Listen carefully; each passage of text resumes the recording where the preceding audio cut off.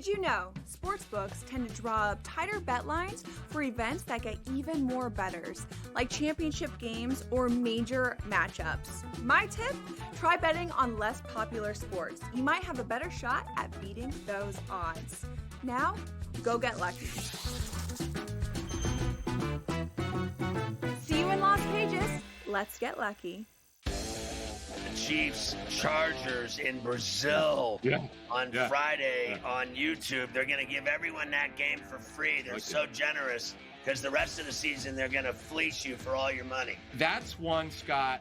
That division to me, based on what's happened to the Chiefs the last couple seasons, that division, the AFC West, could be up for grabs here. I know Chiefs fans think I'm probably out of my mind. Pharrell, Coast to Coast, only on SportsGrid. I actually like the fact that they went 7 games against a quality opponent here and still had to face adversity even in a game number 7. How are we setting up this next series with a rested Minnesota Timberwolves team taking on OKC fresh from the fight here? They had an extremely, maybe it's just too short of a statement to say, easier pathway than people thought, particularly because of their size. The Early Line, only on SportsGrid. The game is on. The stakes are high, but the action isn't just on the field. He's rearranging that ring. Get it inside! SportsGrid's in-game live. Your ultimate second screen experience. A little flyer, couple of 15.5 points live line. Every prop, every play, every day. Anything can happen. It's complete chaos. It's smarter to be on.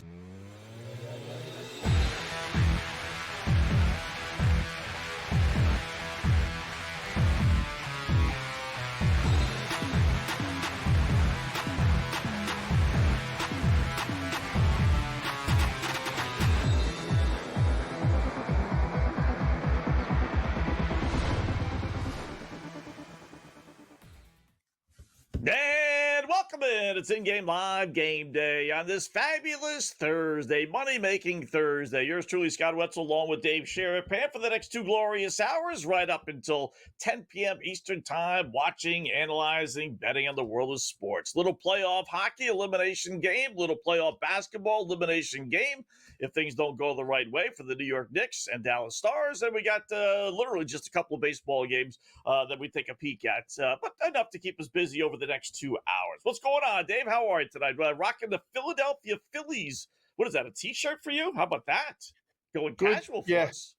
Little bit casual, but it's a dressy T-shirt and Philly stuff, the old school stuff I love, and we need the under. I'm under 7.5. Wheeler and Sale. Everything was cruising right along. It was 0-0 after 3, and then a couple hits and a double and a 2-run homer, and now it's 4-0 Braves. So if we can just we had the Phillies in game 1 and now under in game 2. So let's get this in. Yes, only a couple other baseball games to talk about tonight, which we will, in addition to game 5s. I don't know. Who do you think has a better chance of extending the series? I mean, you would obviously I would think you would say Knicks, but I don't know. I have no idea tonight. I like the over in the basketball game is my first thought. I like the under in the hockey game. But as far as sides, Wetzel, I hope you got something because I don't have much.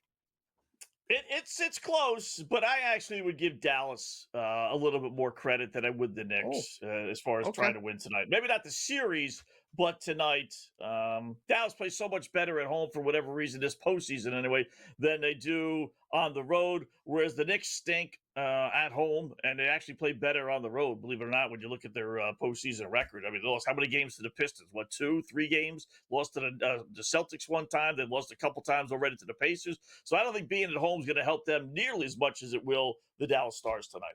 And I think ultimately, I do think both win. I think we have, I think the boys on top, each one, NHL and NBA, just reminded the officials, hey, listen, we got a week between no games here. Do we really want to shut down our sport for a week? We'd be, helped out just a little bit here, guys, if we get a game 6 in the NBA and NHL. So game 6 think we get game 6s. Would be this weekend for both.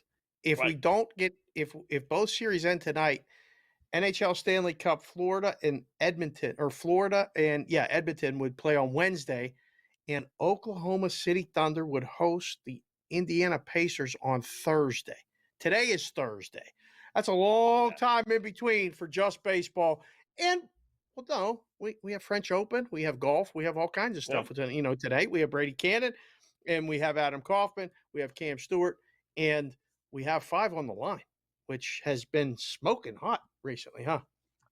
Yes, it has. Nice little 4-1 again yesterday. Not bad. The only one we lost on was dopey Washington and Seattle, and we were looking pretty good with that one until the Nationals scored 2 in the top of the 8th inning to win 9-0 versus 7-0.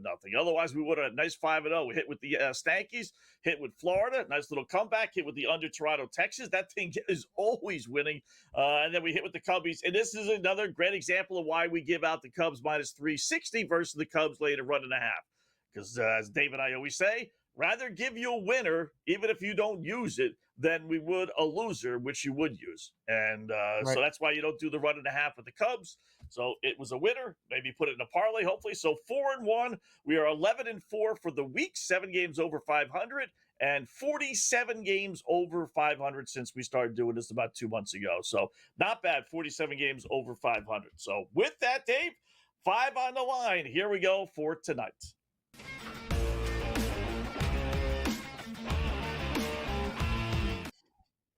All right, first one, we'll use little NHL. These are the 5 best trends. Now, obviously not that many games tonight, but we were able to squeeze in 5 for games that are yet to get underway, which will be here shortly. So NHL is number 1 on our list.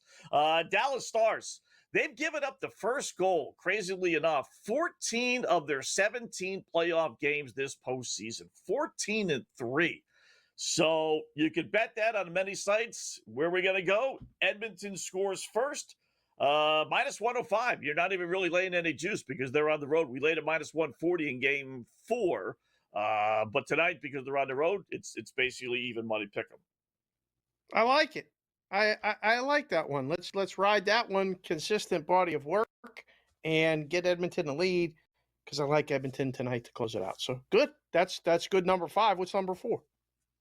All right, next on our hit list here, little baseball. Mariners 11-2 over their last 13 home games, which is where tonight's game is, including last night. As we flip sides here on the over and the unders. So let's go over. I know pretty good pitching matchup with Mackenzie Gore on the hill, but the trends don't take care. They don't worry about who's pitching or anything else. Over 7.5 Washington, Seattle, as the Mariners again 11-2 over the last 13 at home.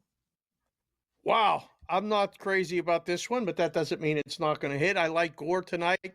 The strikeouts. Seattle strikes out a lot, about 7th in baseball, number of strikeouts. So I expect Gore to pitch well, and probably a low-scoring game. But what do I know? What's number 3? All right, number 3 on our countdown, 5 down to 1. Baseball again. How about the Houston Astros? You're going to like this one. Astros 23-5 on Thursday nights at home, which is where this game is. And, oh, by the way, they're 17-5 their last 22 home games overall. So at home tonight against the Devil Dogs. Let's take Houston minus only 115, surprisingly enough, against Tampa Bay. That line's got written all over it, doesn't it? It does. Both teams playing very well right now. 5 of 6 for Houston, I think, and 6 of 7 for Tampa. So pretty decent pitching matchup, too. Might be a tough one, but I like Houston. What's next? All right, number 2 on our countdown, NBA, Knicks and Indiana Pacers, right? Indiana Pacers, oddly enough, 20-29 straight up first quarter line. Knicks, on the other hand, 21-8 straight up first quarter line. So you got a bad first quarter Pacer team against a good first quarter Indiana or a New York Knicks team. So let's take the Knicks minus 164, a little juicy, but minus 164 to win the first quarter, which they figured to do being down 3-1. So I kind of like this one. I'll lay the minus 164. Definitely juicy. This is a little more than I would have expected this price to be, but we'll go with it. Not bad. What's number 1? All right, number one on our countdown, 5 down to 1, the coup de grace, creme de la creme. Indiana Pacers. We'll use Knicks and Pacers again. You see a team total for the postseason, 13-3 over. So not game total, but Pacers team total. So number one trend equals the number one play. Where are we going to go, boys?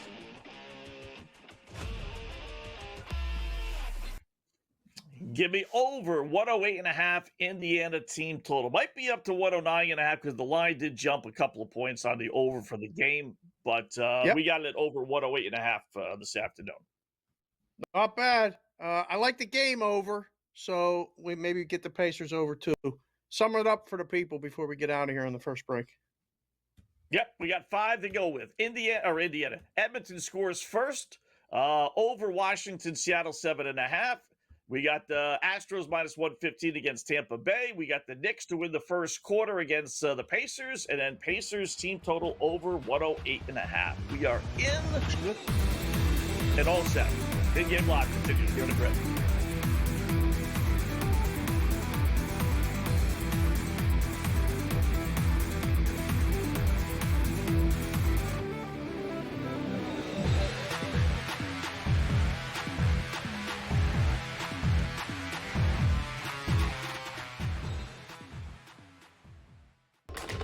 Enter into the magical world of McLuck.com, where even the smallest of spins can win real cash prizes. Adventure into over 1,000 of the best Vegas-style slot games. So what are you waiting for? Unlock your free welcome offer today. Join the fun where winners play and players win. Two guys that can do it all. Too much electricity this morning. This is a good time. We're having a lot of fun. I had to do a triple take. Ka-ching! Why? Because of parity. I didn't mean to offend. Yeah, it's not going to happen. Load management is a dirty word. Let him rip. You know what? Circumstances provide the results. What? How do you do this once? Oh, Donnie, you got such a good show there. A network that is booming. The Early Line, only on SportsGrid. We're going to go through every single thing, and I've got a great team behind me that's going to help me get the job done. I want this to be the place that people come to. There is going to be an energy to game time decisions that you will feel night in and night out. We are going to hit every single one of those markets that you need to know about. We will have everything at our disposal, and we will use that to our advantage. There is not going to be a better place, I promise you, than Game Time Decisions. I'm Kevin Walsh. Tune in to Game Time Decisions weekdays on SportsGrid. The game is on. The stakes are high. But the action isn't just on the field. He's rearranging that roof. Get it inside! SportsGrid's in-game live. Your ultimate second screen experience. A little flyer, couple of 18.5-point live line. Every prop, every play, every day. Anything can happen. It's complete chaos. It's smarter to be on SportsGrid.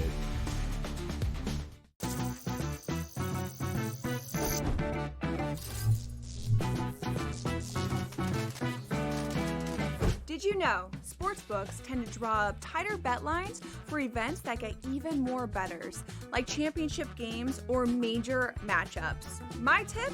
Try betting on less popular sports. You might have a better shot at beating those odds. Now, go get lucky. See you in Las Vegas. Let's get lucky.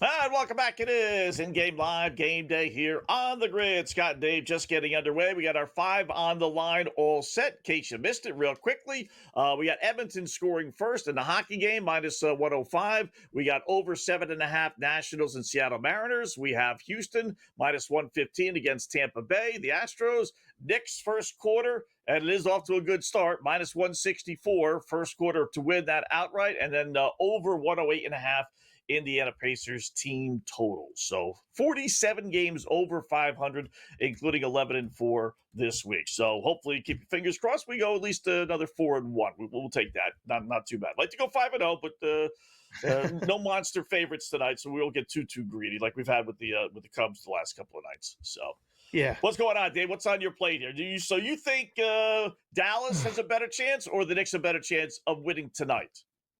I think Dallas. I think the Knicks. I think the Knicks are winning tonight. Yeah, I think the Knicks. I don't know why. I just don't. I mean, the problem for me is that the Stars are so just snake bitten. They cannot score. So them just opening it up tonight and getting 4 goals and winning this game comfortably, I don't see it. I think it's going to be an Oettinger type of night if they win, an under game. So we'll see. I don't know. Hopefully, if Edmonton just scores first, that would be perfect. That doesn't mean the game's over. I mean, but they're steam came on Dallas today, closed about around -130. The total set at 5.5, pretty much. So yeah, I think the Knicks win tonight, but I selfishly want to see a game 6. I think I'd rather see Indiana win at home than win on the road. Do you think, I asked Matt earlier, asked K-Dub this earlier, just on game time decisions. If the Knicks win tonight, do you give them any shot of winning a game 6 and bringing it back to Madison Square Garden? No. Okay. I give Dallas a much better chance to win in Edmonton than I do the Knicks. Yes. Yes. Yeah. They just haven't proven. It's the same thing. And I got a feeling, which is why I said Dallas over the Knicks. I got a feeling that it could happen tonight, although I do think the Knicks are going to win. But it could be a close game. And the Pacers have shown in every single close game that they're the better team. So Now they did lose game 3. I get that, but they had a 20-point lead. They took their foot off the pedal. They screwed up a little bit, got a little lucky. That was the awful game. They shot 5 of 25. If you just get the Pacers' normal game, they're just playing better. I won't say they are better, but they're just playing better than the Knicks. They just are. So I'd be really surprised, especially the way Indiana plays at home. I know the Knicks are, like I said, they are better on the road, the Knicks. But Indiana to lose at home, boy, I'd be surprised with that. I really would. 12-9 early. Knicks lead. 7 minutes left in the first quarter. Total sitting at 224.5. Total is fascinating today. It was like an old school bookmaking day. Watching it, felt like I was in the book because they opened at 221.5, 222. Immediate bets over. The morning guys jump it up to 224, 224.5. The late afternoon steam closer to game time. It comes down under, closes 222, 222.5 again. So that's fun. That's actually the way I grew up in this business, where you could actually just move it a couple points and take a bet on the other side. So that was fun. Right now it's back down to 221.5. So a little bit of a lull in 30 seconds to a minute. I think we're going to hover around there. You like that Indiana team total over? Did you like the game over or under tonight in the basketball? Over. Okay. Yeah, I can't play an under in a Pacer game. You just can't do it. Right. You could get burned like we got. It's funny. I was talking with the boys on a podcast here. We had team total Indiana 2 nights ago or 3 nights ago. We had team total over, or it was OKC. OKC 3 nights ago. Then Indiana 2 nights ago. And then I don't know why, but we went with game total last night and we got burned as the game snuck under. But OKC's team total went over. So I'm getting to like this team total over more, because I think the only way that it doesn't go over tonight is if the Knicks blow out Indiana. Indiana lays an egg. They know game 6 is at home, and the game ends up going under. But I'm confident the Knicks will get their total. I do think Indiana will show up and play, but that's the only way it could go under if this is a blowout one way or the other, in my eyes. So you never know. The team's up 3-1. For the baseball, real quick. Bases loaded for the Phillies. 2 out. Sale pitching to Alex Bohm, who's been really, really hot. So bases loaded. 0-2 count. We really need an out here. If he gets a base hit or hits a grand slam, and the game's already over the total. So I'm going to be sweating that. I'll have that on. Did you look at the other baseball today? I did. I did like Toronto, but they're up 11-0, so that's already out of the bag. Yeah, unbelievable. Astros are down 1-0, so if you wanted to hop on them, not the price was bad to begin with, but now you're at least getting odds, plus 144 with the Devil Dogs still batting in the top of the first inning. Minus 186 on it. You're right, Tampa's playing good. I don't know how. Like, I couldn't name two guys on that team. But you know what? They're 7-1. Their last 8. They're winning on the road. They're beating some good teams. I mean, it's just like I did read where the pitcher tonight, if you want to play a little hunch, the pitcher Shane Baz is from Houston. Where are they playing tonight? Houston. So, is there a Wetzel betting acumen for that? Is there betting? Yeah, I do like betting on guys. You know, they're either really good or really bad. Pick one, because they're so hyped up and so juiced up that they overthrow the ball. But I do like, going back home. I'm sure, without knowing, I'm guessing he's pitched in Houston before. But still, how many times could it have been? He's only been in the league a few years. So I'm sure anytime he goes back to Houston, he's extra pumped up. So I'd probably stay away from the Astros tonight because of that. We got him in our trend thing, but that's a little different. But you're right. 7-1 for Tampa Bay, 6-1 for the Astros. Playing good. That should be a good game. That actually should be a halfway decent game. So, and then we got Seattle, Washington a little bit later on. Kind of a weird. We'll talk about that more. Yeah, on the other side. Kind of a weird schedule there. SGP, same game parlay, coming up next.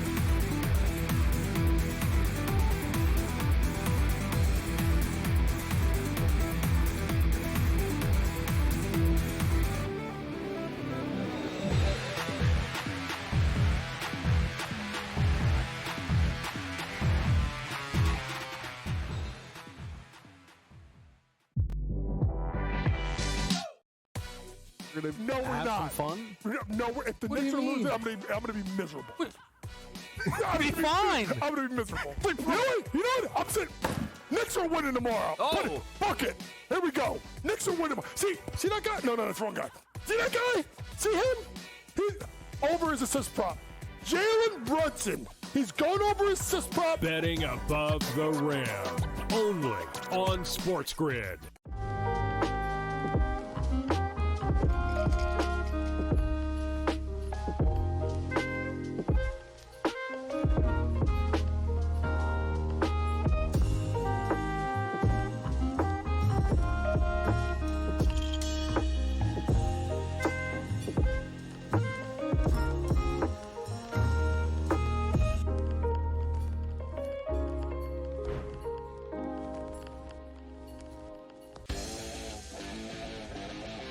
Heard yesterday that he's got no shot to win the Cy Young because it's going to Skubal again. Skubal's winning the Cy Young. No shot for free. They're both terrific. They both have incredible numbers and credentials and stats and strikeouts and ERA and everything, like every single category. Fried is right there with him. Pharrell, coast to coast, only on SportsGrid. Face. It's the new face. New face of what? The hell are you talking about?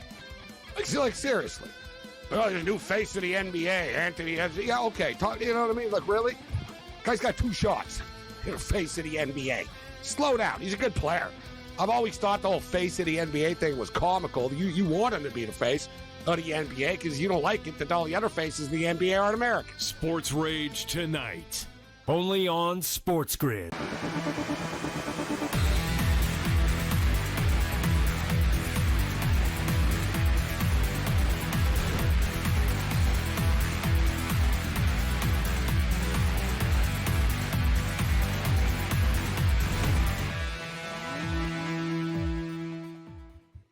All right, welcome back. It is in-game live game day on the grid. Scott and Dave, hour number 1, third segment. You know what time it is? Time for a little SGP same game parlay.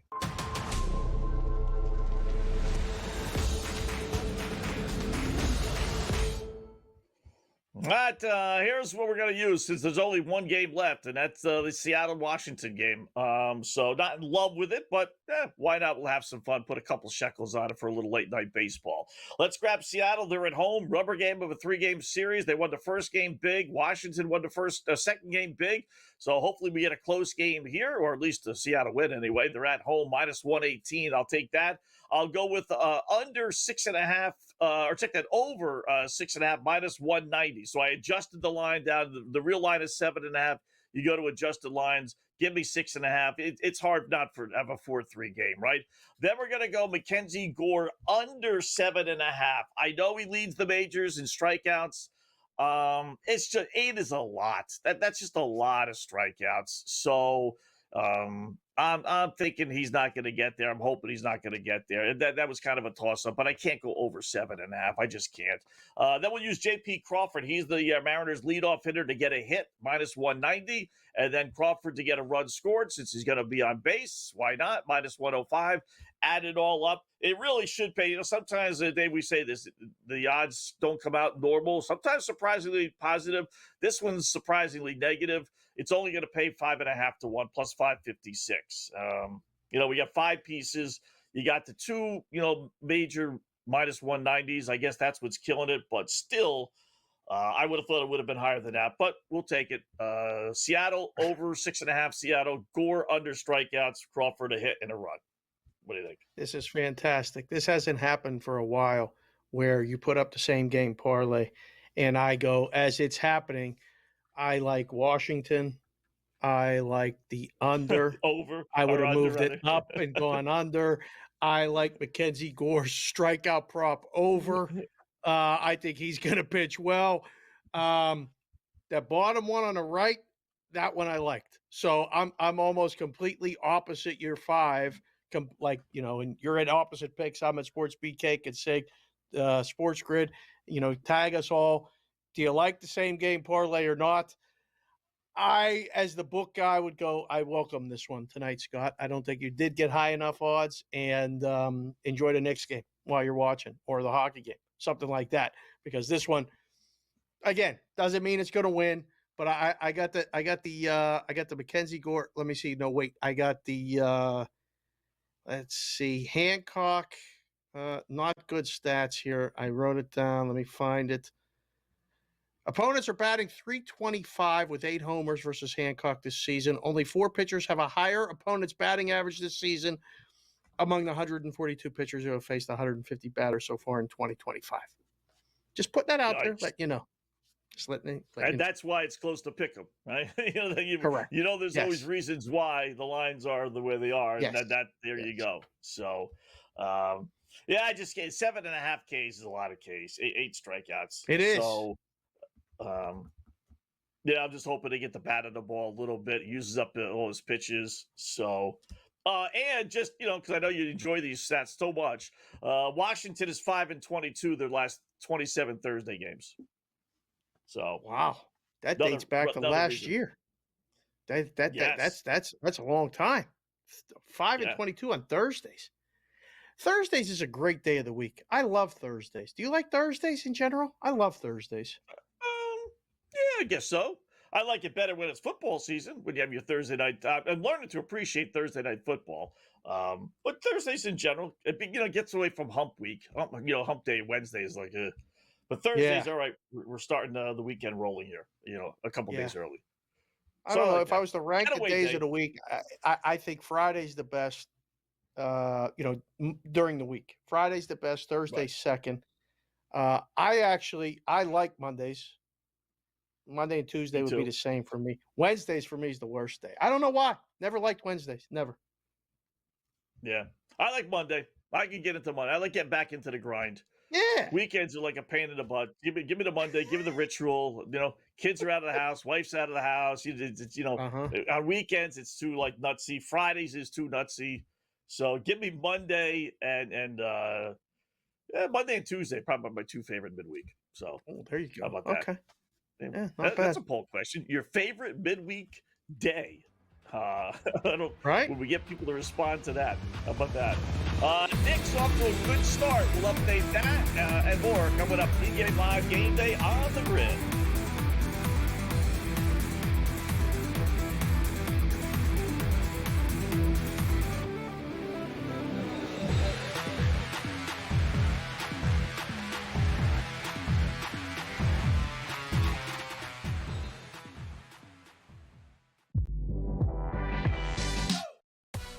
No, we're have not. some fun? No, if the Knicks are losing, I'm gonna be miserable. Be fine. I'm gonna be miserable. You know what? I'm saying Knicks are winning tomorrow. Oh. Fuck it. Here we go. Knicks are winning tomorrow. See that guy? No, that's the wrong guy. See that guy? See him? He's over his assist prop. Jalen Brunson. He's going over his assist prop. Betting above the rim. Only on SportsGrid.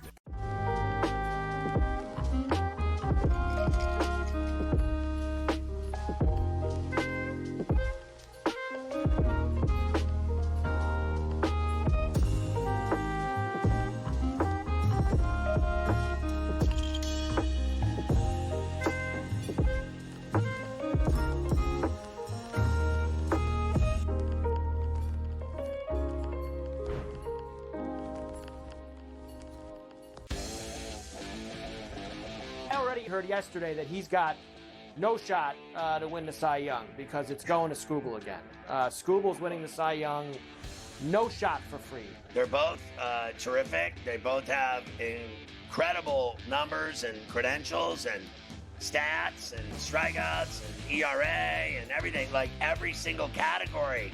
Fried is right there with him. Pharrell coast to coast, only on SportsGrid. Face is the new face. New face of what? The hell are you talking about? Like seriously. Oh, the new face of the NBA, Anthony. Yeah, okay. You know what I mean? Like, really? Guy's got 2 shots. You're the face of the NBA. Slow down. He's a good player. I've always thought the whole face of the NBA thing was comical. You want him to be the face of the NBA because you don't like it that all the other faces of the NBA aren't American. Sports Rage tonight. Only on SportsGrid.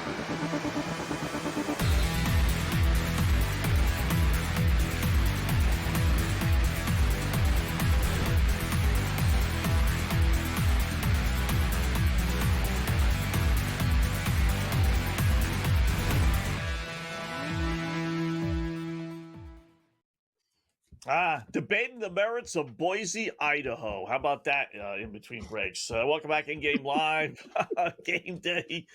Good if that's where you want to be. More power to you, brother. More power to you.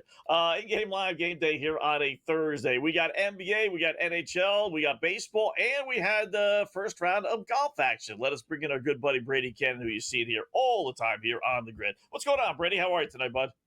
I'm good, guys. Yeah, it's we're in the heart of golf season here. You know, we come off of a couple good events, the PGA Championship, of course, Colonial, a classic track down there, Hogan's Alley in Fort Worth, Texas. Now we roll into Jack's Place, the Memorial, you know, a couple weeks away from the U.S. Open. So summer is officially here and some good golf is on the way. The Memorial's an awesome golf tournament, too. I've been there multiple times. I saw Tiger play there multiple times. It's great. It's just a beautiful golf course. Very challenging, Brady. I looked at the leaderboard when they told us you were coming on the show. I got to ask, who's Ben Griffin? Ben, I mean, what a round he shot. I mean, Justin Thomas shot 80. Daniel Berger shot 81. 10 players shot 76, 13 players shot worse than that. Only 13 players are under par. And Ben Griffin goes out and shoots 65. Mr. Nicholas is probably not too thrilled, but no, you're right. This golf course is playing hard. And Griffin's one of the hottest guys on the planet right now. He won. We landed on him correctly in the team event in New Orleans. He and Andrew Novak teamed up for their very first PGA Tour victory, both of them, right after the Masters in New Orleans. And then he just won last week at Colonial, Dave. So this guy's on a roll, but I don't know if this is going to last too long. This is a signature event. Top 72 players on the PGA Tour. All the big boys are here. Basically, everybody's here except for Rory. But Griffin, the irons were not sharp today. He ranks 29th in this field for strokes gained approach and 25th for greens in regulation. And that's out of 72 players. Now, he was number 1 in putting. So wouldn't hit the irons real sharp, and yet he had a really hot putter, and that's typically not sustainable for 4 days. All right. So if it's not him, then who is it then at the end of the day? Well, I like Morikawa. He got off to a great start. He's won on this golf course before. number 2 in iron play, number 2 in strokes gained approach, number 1 in strokes gained tee to green. He's off to a great start, runner up here to Scotty last year. And boy, Scheffler, I tell you what, guys, I know, Scott, you like to dabble in a few shekels on Scotty Scheffler now and then. It could be a good time. He didn't even play that well. He hit 6 of 14 fairways. He was 67th in this field out of 72 players in driving accuracy. The putting was not good. He was 37th in putting. And the price basically hasn't changed. He's plus 240 to win it. Not playing his best, having his B- or his C+ game, he's still shot under par. He's still one of those 13 guys that's under par. If today's his worst round, everybody else is in trouble. That's one of those things. Exactly as the odds maker, I'm very nervous to adjust his price. And I just looked at the 2 places while you were talking. He is still the odds-on favorite to win this thing. Scotty is at plus 240, but Morikawa's price is down. Griffin is next. Brady, everyone else is double digits. There's no one else listed in single digits. Is this already a 3-man race? No. There's a ton of golf left. I typically don't like to get involved in the live market until I see 36 holes finished. This is just one round. Anything can happen in one round. I like to see 2 rounds completed, and then you can see who's playing well and maybe who just had a flash in the pan on a Thursday or something like that.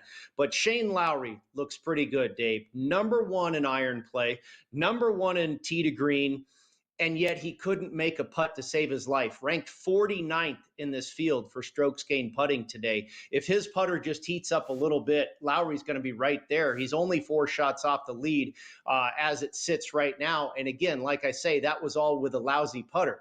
But the ball striking's going very, very well. So Lowry's a guy at 16-1, double digits there. And I tell you another guy, look out for your good buddy Bud Cauley. Who has really returned to form. He went through a near fatal car accident many years ago and was supposed to be the next big thing on tour. And now it's starting to come to fruition for this kid that played golf with Thomas at Alabama. He did everything well today except for putt. He still shot under par.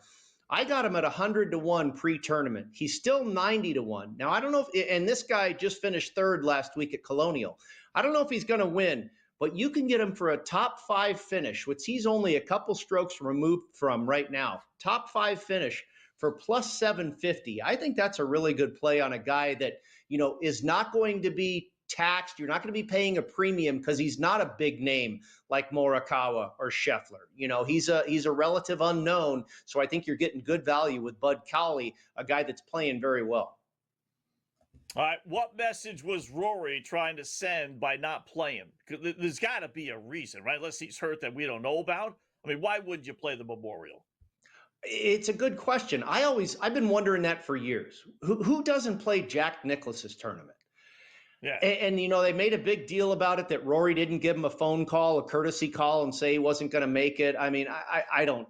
That's probably a mountain out of a molehill. Who knows? I'm sure those guys are friends. Rory talked to Jack, asking for a few tips here and there before he went on to win the Masters. So I know the relationship is there.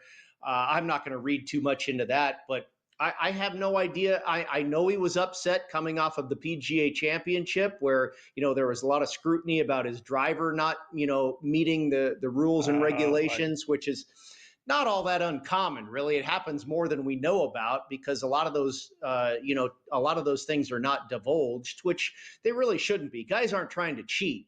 It's the manufacturers that are trying to push the envelope as far as they can, and sometimes they cross the line. So I really don't know. It's kind of odd that he wouldn't play here. Maybe he's just gearing up for the U.S. Open in a couple weeks. Maybe he's going to play Canada next week where he's won a couple of times. I don't know the answer. I heard it was more of a scheduling thing, like he wanted to take a week off before he played the tournament, before the U.S. Open. But who knows? Speaking of the U.S. Open, it's in my old stomping grounds. It's nighttime in Pittsburgh behind me, but Oakmont is right outside the city of Pittsburgh in the North Hills end of the city. It's a tremendous golf course. Is it too early to start looking at U.S. Open stuff for you, or do you start kind of mapping it out and going, this guy's form is good, this guy's got the game for this, and start reading about how they're setting up Oakmont, or are you really just focused on the Memorial? I've done both, Dave. I've started to read about the golf course, and I've known about this golf course. It has a reputation for being the most difficult golf course in the world. I can't wait to get there. It was in 2007 that the winner, Angel Cabrera, shot 5 over par and won at Oakmont. Nice. I mean, it is a beast of a golf course.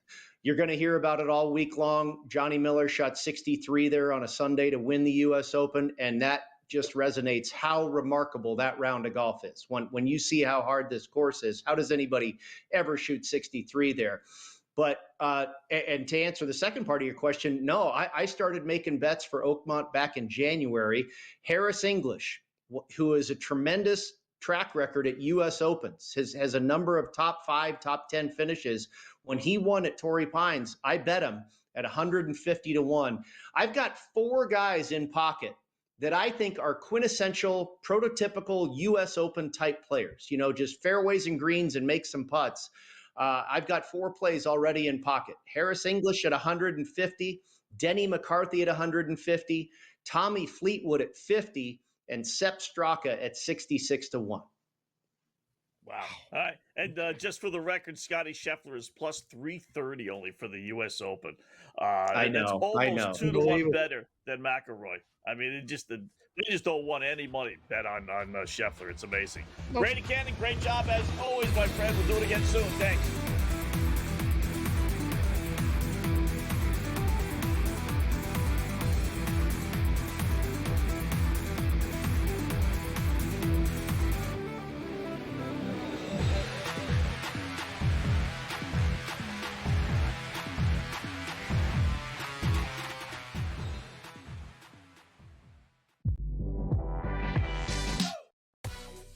No, we're not. Fun? No, if the Knicks are losing, I'm gonna be miserable. Be fine. I'm gonna be miserable. Really? You know what? I'm saying Knicks are winning tomorrow. Oh, fuck it. Here we go. Knicks are winning. See that guy? No, that's the wrong guy. See that guy? See him? He's over his assist prop. Jalen Brunson. He's going over his assist prop. Betting above the rim. Only on SportsGrid.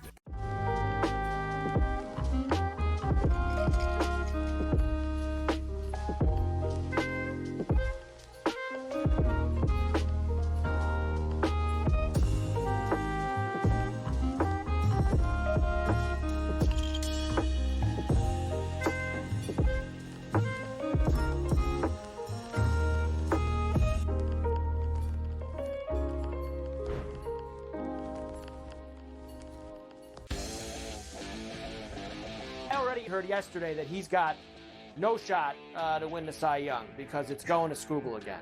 Skubal's winning the Cy Young, no shot for free. They're both terrific. They both have incredible numbers and credentials and stats and strikeouts and ERA and everything, like every single category. Fried is right there with him. Pharrell, coast to coast, only on SportsGrid. Face is the new face. New face of what? The hell are you talking about? Like seriously. Oh, the new face of the NBA, Anthony. Yeah, okay. You know what I mean? Like, really? Guy's got 2 shots. You're the face of the NBA. Slow down. He's a good player. I've always thought the whole face of the NBA thing was comical. You want him to be the face of the NBA because you don't like it that all the other faces in the NBA aren't American. Sports Rage tonight. Only on SportsGrid.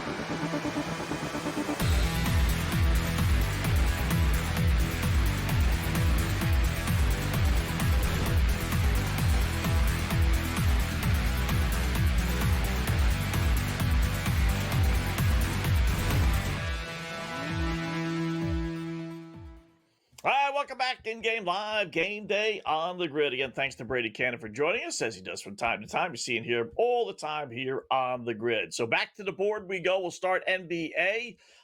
Knicks leading the Pacers 40-32. Just want to double check before I say yes, but I'm pretty sure they were leading after one, which would be, yes, 27-23. They kind of weathered the storm. They were leading by like 8, 9, 10. Then Indiana made a little bit of a run here to close it. But bottom line is Knicks did win the first quarter. One of our 5 on-the-line trends about how they win the first quarter all the time and the Pacers don't. So cha-ching, cha-ching. And I'm guessing even if I didn't look, but I'm guessing as a 4.5 point favorite, maybe they were favored by 1.5, maybe 2.5. Since the boys in Vegas know this stat as well as anyone. So either way, you probably covered, right? The first quarter. 1.5 was probably the number. Some books may have read that stat or watched us, which again, if you guys are, thank you. They moved it to 2 when they said, wow, they put it on 5 on the line. It keeps happening. Maybe we should jump this up. So yeah, get it home. That's good. One for one so far with that. Knicks off to a 40-32 lead. Shooting, wow. what are they shooting right now? 16 of 32. So 50% from the field. Only 4 of 12 from 3. 5 of 13 from 3 for the Pacers. So that's not going to bode well for them. And they shoot bad from 3, they're not going to win. Wow. Have you we've been a little lax on our hockey horn tonight. Have you seen the score? Whoa. Wow. Yeah. Stay it on. Wow. We need 4 of those suckers. Edmonton 3. Dallas 1 in the first period. Wow. The in-game number's up to 8.5. Edmonton's minus what does that say? 550. 550. Wow. This thing's a wrap. Wow. I can't believe that. I forgot all about it. I mean, I was thinking it was started at 8:30. Not that I forgot about it, because I know they do these staggered starts, and even though they say 8:10, half the time it's not. Like a lot of times I wasn't putting it in same game parlays, which we do at 8:25. Then I realized the game was actually starting at 8:30, not the 8:05 that it says on the sheet. So I just kind of forgot and said, okay, we'll take a look at it. 3-1. Wow. Let me see when they scored, who scored. No Zach Hyman tonight, right? He's out. I don't know how. Corey Perry. Corey Perry got the first one on a power play, 2.5 minutes in. Matthias Janmark got the second one. And who got the third one here? Jeff Skinner got the third one for Edmonton. So it was 3-0. Now it's 3-1. Boy, oh boy. 9 shots to 7 shots. Power play scored. 13 hits to 7. Boy, oh boy. Edmonton's on fire. I will say this, though. Dallas already pulled Jake Ottinger. Is that because he can't be because he stinks, right? You can't go with Casey. What do you mean? He gave up 3 goals. Gave up 3 goals. No, he only gave up 2. 2, actually. The Smith gave up 1. Okay. So check that out, boys. If he got hurt. He must have got hurt, right? I mean, 2 goals in the first 7 minutes on 2 shots. Maybe not. Oh, boy. You know what? I've got a feeling they'd yanked him. Jeez. I will say that Winnipeg never did that with Hellebuck, right? They yanked him in the game. Well, they did yank him in the game. I shouldn't say that. They did, but not like this early. Right. But, wow. I don't know. Somebody tweet at us if you're watching the show. Let us know. Producers are on it. We're looking to see if he got pulled or he got hurt. Either way, Dallas is, I mean, you got to make a move in that situation, though, right? Like, you give up 2 goals that quick. 2 goals. I mean, DeBoer's coaching to keep him alive in the series. So, I don't know. Edmonton's on another power play right now. This one, geez, if they get one more, get a 3-goal lead, is it done? Is it a wrap? I mean, I think it's a wrap right now. I was going to say, I think it's a wrap right now. And I came in thinking you thought at least Edmonton was going to win. I thought Dallas was going to win. And I think it's a wrap. I'd be more inclined to, although Edmonton did, or Dallas did score the last goal, which is big. So they got maybe a little mojo here. But I think I might be more inclined to lay 2.5 at even money with Edmonton than I would take the 2.5 at minus 132 with Dallas. Oh, I agree 100%. Smith. Yeah. Right. No. I'm with you. It's lay it or pass. I need more. Right? You saw what happened. If it stays like this, if it's a 2-goal game, I mean, they're pulling a goalie with 5 minutes to go. So yeah, if you got Dallas, you're in trouble. You got Dallas, you're in trouble. Tell you, if you got the Knicks, though, you're probably better off. Because I'm thinking the networks are all getting together, and say, whoa, wait a minute. TNT. All right, you already blew it with the hockey. You got to give us the basketball. You got to give it. We got to get a game 6. Could you imagine no hockey or NBA? Has that ever happened? That we've had basically, this is Thursday, so first game Wednesday, a week off for both? I don't remember that ever. Well, it's never this. It's usually staggered. This year, though, with the Olympics, everything got all kind of screwed up. So usually the hockey is done right around now, or at least in the Stanley Cup Championship. So, boy, that would be weird. Which sport do you think would be hurt most? No hockey, no NBA. I think the NBA, believe it or not. I do too. I was going to say the NBA. I'm a hockey guy though, so I'm a little biased, but the hockey will have enough stories with it being a rematch if it's Florida and Edmonton, which it's going to be Florida and Edmonton. They'll get enough through, but fresh hockey players for the Stanley Cup, sign me up for that. 5 days of rest. They open a series down in, I think they would open it in South Florida. It'll be great. I think we'll get, some injuries healed. Oh, it opens at Edmonton? Edmonton will have home ice? Yeah. They had 101 points. Florida had 98. Wow. And Florida still favored. They're still favored. Well, I was just going to ask you that. So I did BBB with Matt today, and he asked me who's favored in that series if they win. I thought Florida had home ice. I said automatically Florida. Florida without home ice, I still think Florida. Small, very small. -115, -120. Oh, still got it, brother. -115 on Fantasy hypothetical. Boom. Wow. Coming up.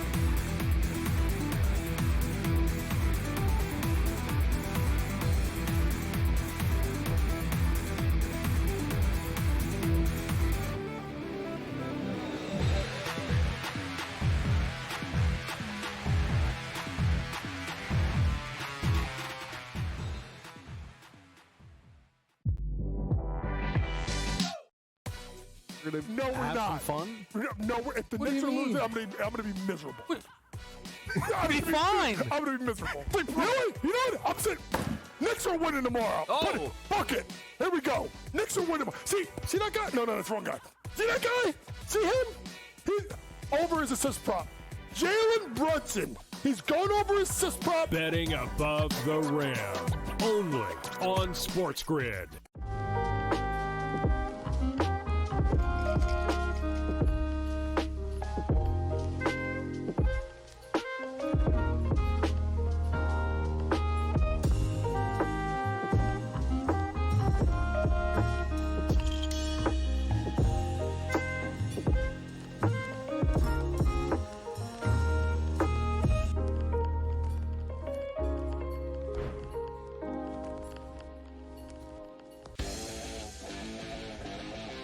Heard yesterday that he's got no shot to win the Cy Young because it's going to Skubal again. Skubal's winning the Cy Young, no shot for free. They're both terrific. They both have incredible numbers and credentials and stats and strikeouts and ERA and everything, like every single category.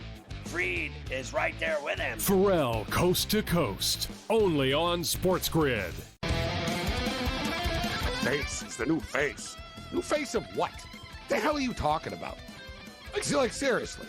Oh, the new face of the NBA, Anthony. Yeah, okay. You know what I mean? Like, really? Guy's got 2 shots. You're the face of the NBA. Slow down. He's a good player. I've always thought the whole face of the NBA thing was comical. You want him to be the face of the NBA because you don't like it that all the other faces in the NBA aren't American. Sports Rage tonight. Only on SportsGrid.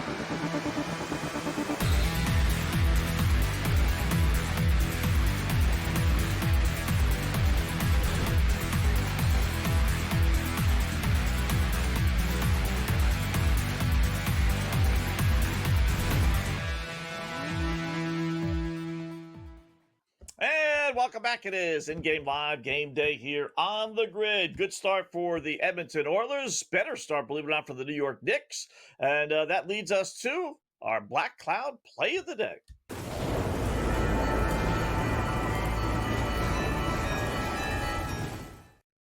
All right. What could we possibly use since there's only one game, but we use that the SGP, which we really don't like to double down. So how about a little French Open tennis? That's right. You can put a couple of shekels on some tennis action overnight. So remember the time difference here. So this is tonight/tomorrow morning.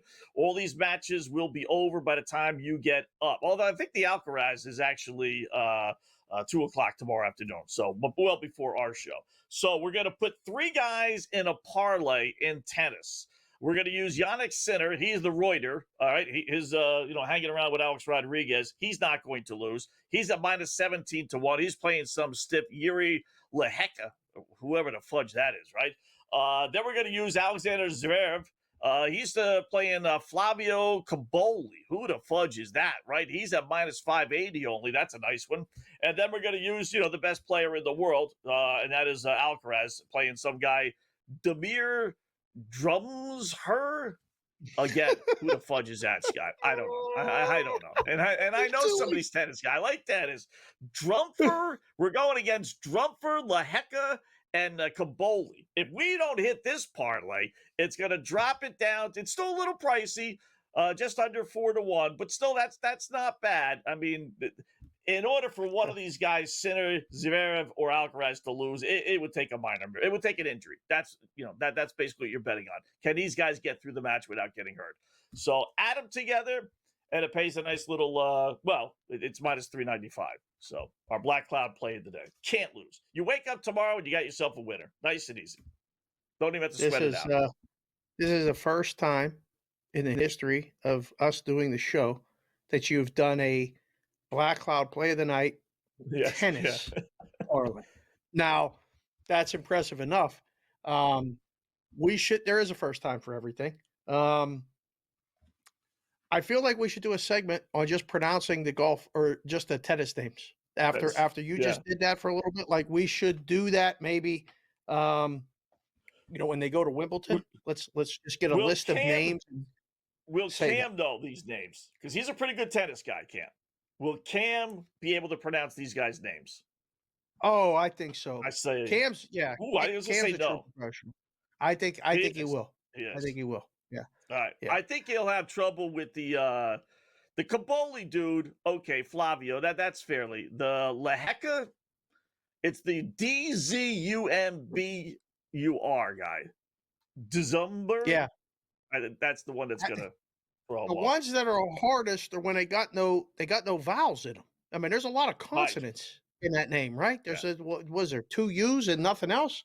So yeah, that's tough. I always mess up the hockey names for years, and like now, the UFC names. A lot of times when you go to do the UFC fight, and talk about them, they're a mess. I mean, the best UFC guys. What Anik does is unbelievable when he gets all those names right and stuff like that. So, yeah, I don't even want to try. So hopefully you get this one in. That'll be good. The Phillies game went over, by the way. 8-0 Braves. So that one's done for me. I got no shot. The bullpen has no shot. 11-0 Toronto. No, they got him out of there after he gave up 4. They put in a bullpen, and bullpen's giving up the rest. Hasn't been good. No. Yeah. I always look at that. Every once in a while, you get yourself a break. Although now places are all like action. It used to be you could.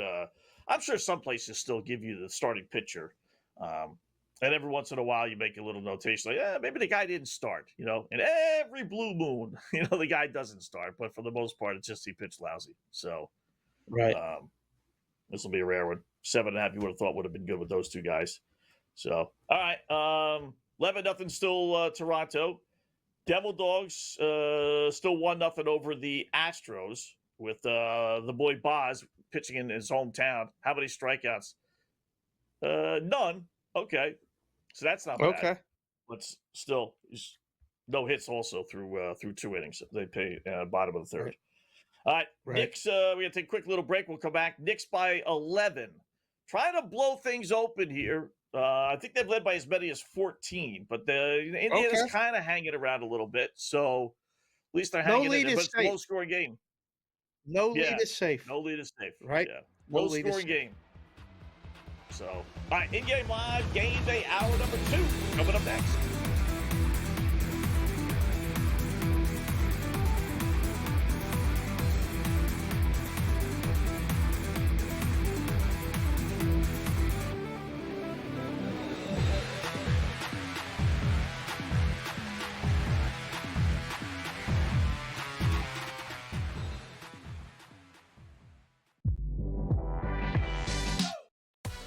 No, we're Have not. some fun? No, if the What do Knicks you are losing, mean? I'm gonna be miserable. Be fine. I'm gonna be miserable. You know what? I'm saying Knicks are winning tomorrow. Oh. Fuck it.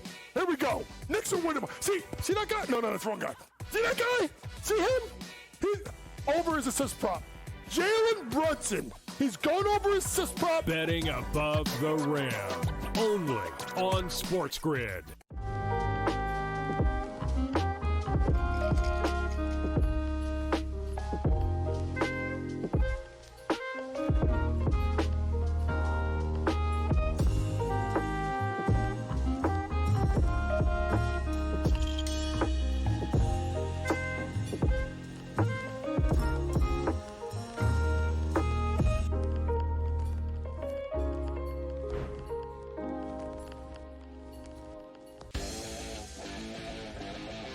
Heard yesterday that he's got no shot to win the Cy Young because it's going to Skubal again. Skubal's winning the Cy Young, no shot for free. They're both terrific. They both have incredible numbers and credentials and stats and strikeouts and ERA and everything. Like every single category, Fried is right there with him. Pharrell coast to coast. Only on SportsGrid.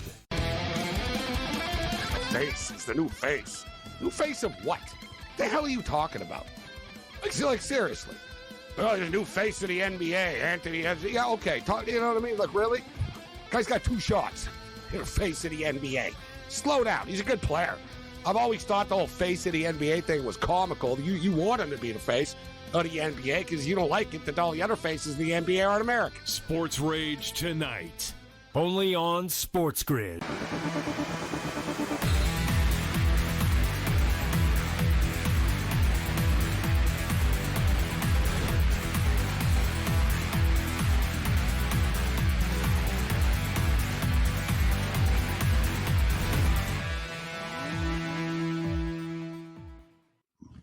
And welcome back. It is in-game live game day, hour number 2 of our 2-hour extravaganza. Scott and Dave until 10 p.m. Eastern time. We got Cam Stewart, Adam Kaufman this hour as guest, and Cam and Gabe take over at 10 o'clock Eastern time on SportsGrid Radio, SportsGrid TV. So we are at the half, and we're in between the first and second periods of the hockey. I'll throw the question out there for you, Dave. Which team do you give a better chance to win tonight? We talked about it before the game.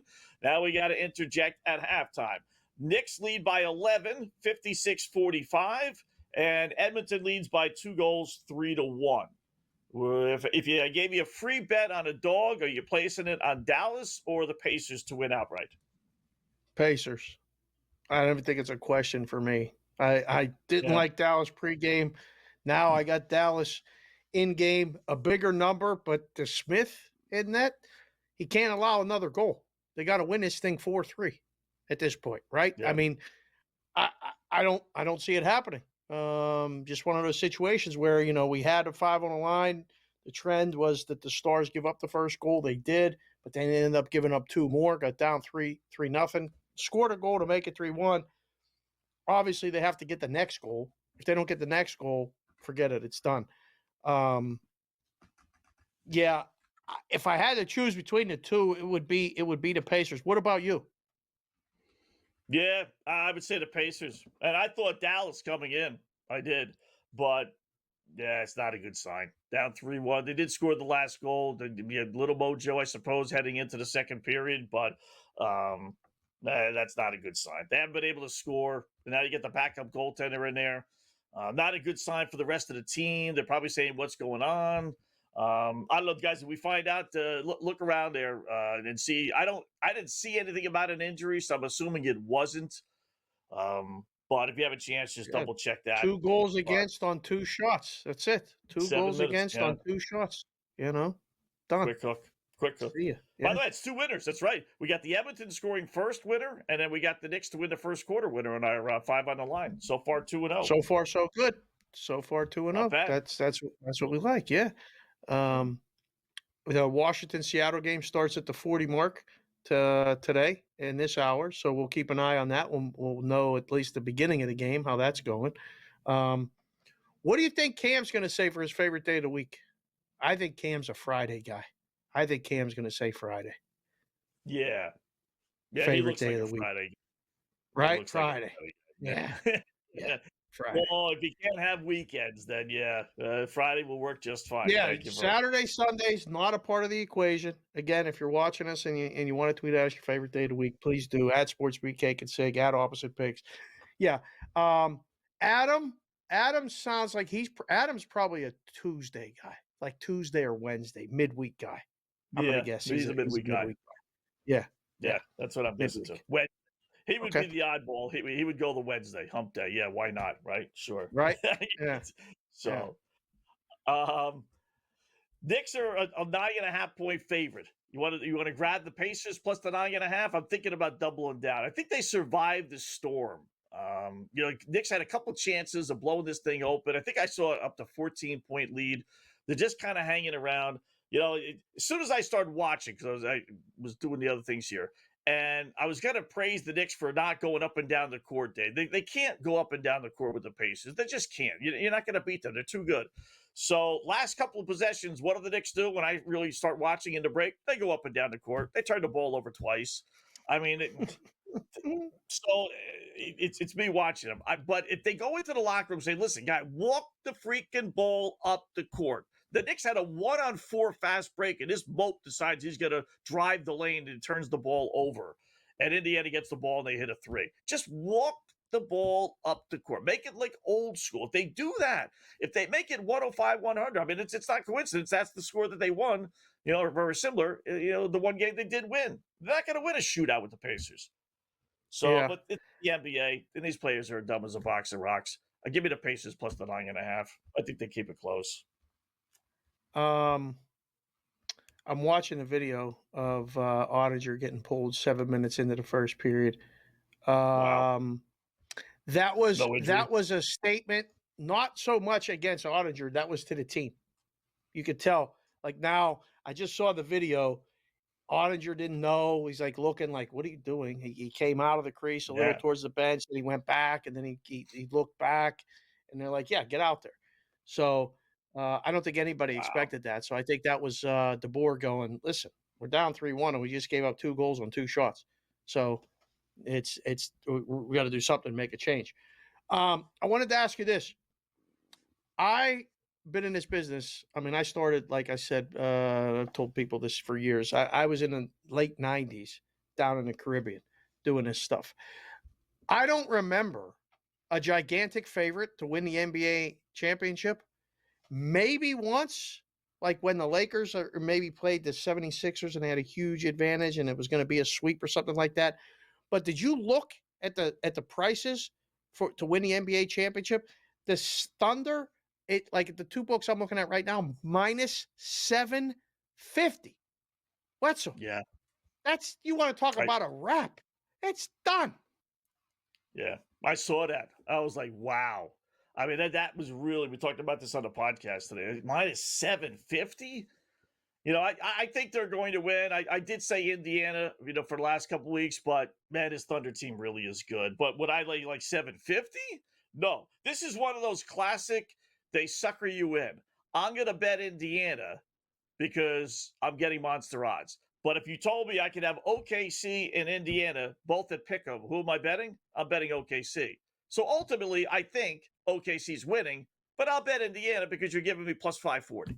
I mean, that's the hook of gambling. They give you the odds, and it entices you to take a flyer on the Pacers.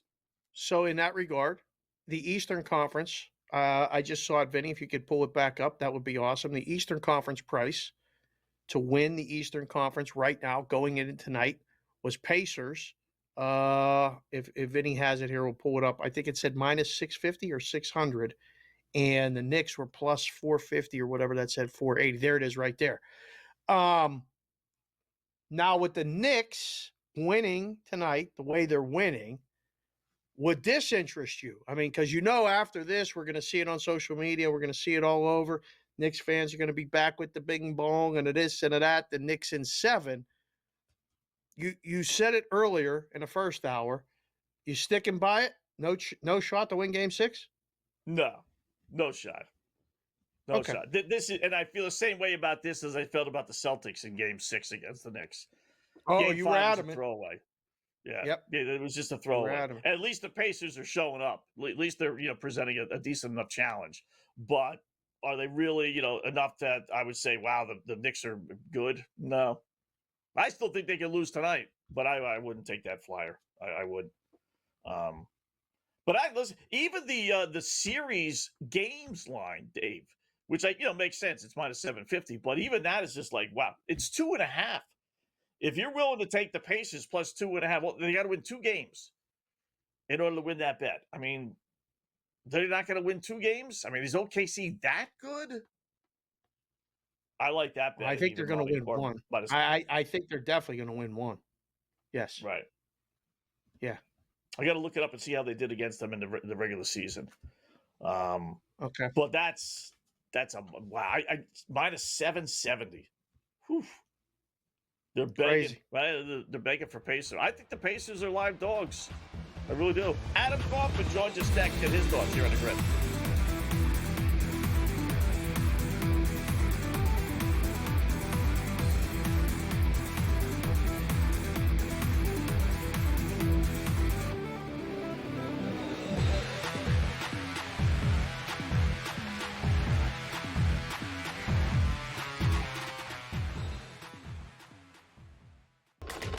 Enter into the magical world of McLuck.com, where even the smallest of spins can win real cash prizes. Adventure into over 1,000 of the best Vegas-style slot games. So what are you waiting for? Unlock your free welcome offer today. Join the fun where winners play and players win. Two guys that can do it all. It's too much electricity this morning. This is a good time. We're having a lot of fun. I had to do a triple take. Ka-ching! Why? Because of parity. I didn't mean to offend. Yeah, it's not going to happen. Load management is a dirty word. Let him rip. You know what? Circumstances provide the results. What? How do you do this one? Oh, Donnie, you got such a good show there. A network that is booming. The Early Line, only on SportsGrid. We're going to go through every single thing, and I've got a great team behind me that's going to help me get the job done. I want this to be the place that people come to. There is going to be an energy to game time decisions that you will feel night in and night out. We are going to hit every single one of those markets that you need to know about. We will have everything at our disposal, and we will use that to our advantage. There is not going to be a better place, I promise you, than Game Time Decisions. I'm Kevin Walsh. Tune in to Game Time Decisions weekdays on SportsGrid. The game is on. The stakes are high. But the action isn't just on the field. He's rearranging that rim. Get it inside! SportsGrid's in-game live. Your ultimate second screen experience. A little flyer, couple of 15.5 point live line. Every prop, every play, every day. Anything can happen. It's complete chaos. It's smarter to be on SportsGrid.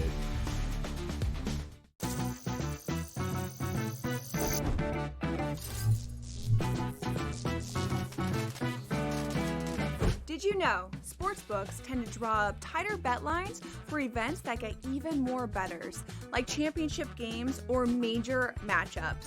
My tip, try betting on less popular sports. You might have a better shot at beating those odds. Now, go get lucky. See you in Lost Pages. Let's get lucky.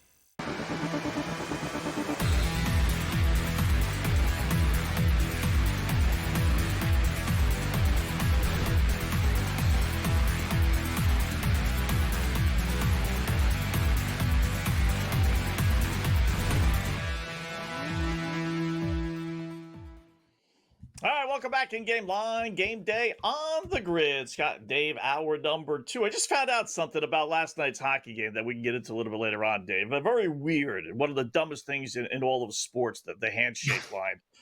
But first up, let us bring in our good buddy, Adam Kaufman, who you see in here all the time. Been filling in for Dave while he's been away. To join us, talk a little baseball, a little NBA, maybe a little pucks as well. What's going on, Adam? How are you today, bud?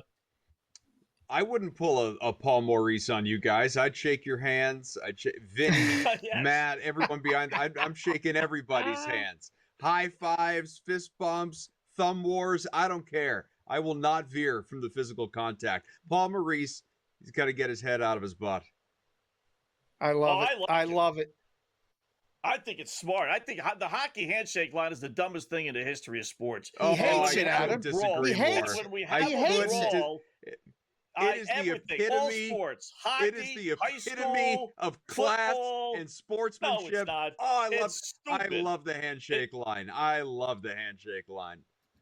You know what I Well, can't like I stand said, is we when have an all-out teams like brawl. teams in the NBA, you know, a game is a blowout, lopsided, whatever, and players, you know, leave the floor, leave the bench, go back to the locker room with like 40 seconds left. No, game's over. You can hate each other. Like I want you to hate each other. I don't want everyone to be friends out there on the court, field, ice, whatever it is. But you know, like at the end of the game, you show a little sportsmanship. I like the handshake line. I'm all for it. I understood Maurice's thing where it's like just for the players, you know, and if the coaches wanted to stay on the side and like let, you know, players come over, that's fine. But, you know, staffs are 25 deep, you know, you got to go through that line and shake these guys' hands and all that other stuff. It's kind of annoying, but I am with you, Adam. I love that. It's a hockey player tradition, all of that. Let's get to the Knicks because they're doing the job tonight. They're up 56-45, it looks like, 11 points. Yep. Are we getting a game 6? And if we do you give the Knicks any chance of bringing it back to Madison Square Garden for game 7?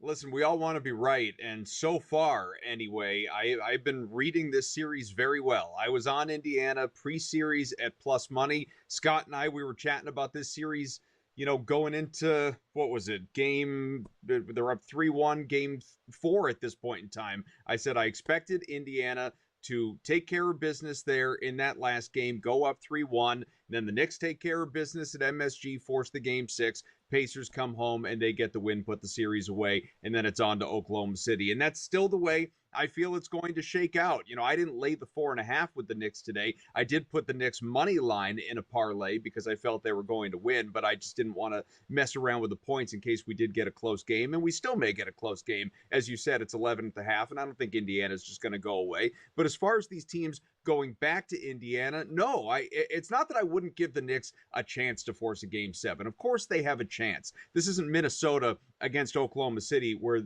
there was such a clear, obvious discrepancy between those two teams. The Knicks can hang, but I believe, as I have believed the entire series, the Pacers are the better team. So I think they'll lose tonight. They'll get it done in game 6. Won't have to worry about going back to MSG. All right, would you lay 9.5 right now with the Knicks? That's the line, up 11. No, I'm happy with my position to just kind of sit back and hope they just get the win. But, you know, if I was not invested, I think I'd be more inclined to actually take the points with Indiana and assume that the Pacers make this a close game. But, you know, as the third quarter gets underway here, we'll see how it plays out, obviously. I mean, the biggest thing, the discrepancy in this game, guys, I mean, I guess there are two, right? The Knicks are controlling the glass, particularly the defensive rebounds, have a 7-8 rebound edge at this point in time, but it's points in the paint. It's Karl Anthony Towns, who's had an up and down series, but points in the paint are 32-14 right now in favor of New York. And Towns already a first half double-double, 17 and 10. Indiana's not been able to figure him out. That's part of the problem defensively. Offensively, they're just not shooting well enough. I mean, there were a lot of people, myself included, that felt the Pacers would, you know, sky their team total over 108.5, 109.5, wherever you got it coming into the game. And that still may happen. We still may get a really strong showing offensively out of Indiana in the second half. But, man, 2 rough quarters to begin this game on that end of the floor for Indy. So that's going to have to turn around. Otherwise, the Knicks will run it, you know, win it going away.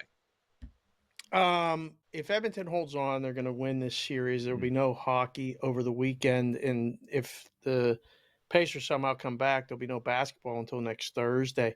I asked the question earlier of Scott. I'm going to ask you. No weekends. Weekends are out. Saturday or Sunday is not an answer to this question. What is your favorite day of the week? Monday, Tuesday, Wednesday, Thursday, or Friday? You get to pick one, Adam Kaufman. Which day is yours? Yeah, I mean, it would have been a weekend day, but I understand you taking that out. That's way too obvious, I guess, for most people.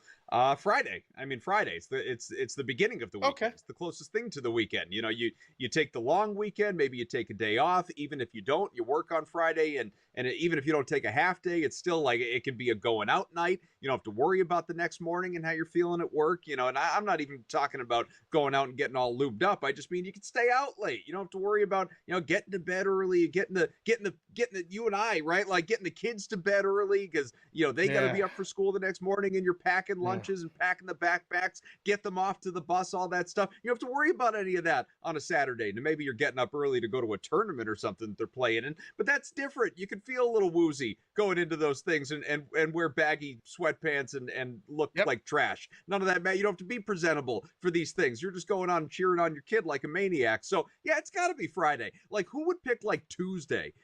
Like the only people that are picking Tuesday are people who people who are picking Tuesday are people who work like Thursday to Monday or whatever it is, right. And like that's a weekend day for you, and that's cheating. That goes against the code of what you're giving out here. Scott, what's your favorite day again?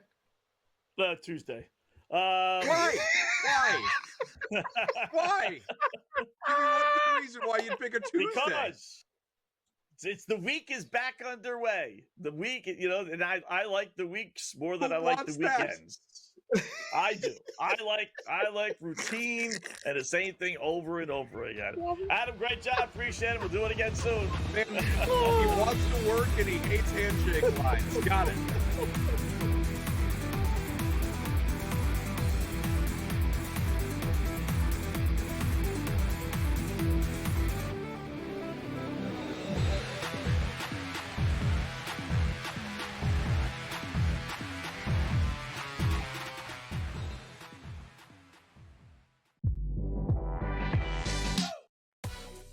No, we're not. Fun? No, if the Knicks are losing, I'm gonna be miserable. I'll be fine. I'm gonna be miserable. Really? You know what? I'm saying Knicks are winning tomorrow. Oh, fuck it. Here we go. Knicks are winning. See that guy? No, that's the wrong guy. See that guy? See him? He's over his assist prop. Jalen Brunson. He's going over his assist prop. Betting above the rim. Only SportsGrid.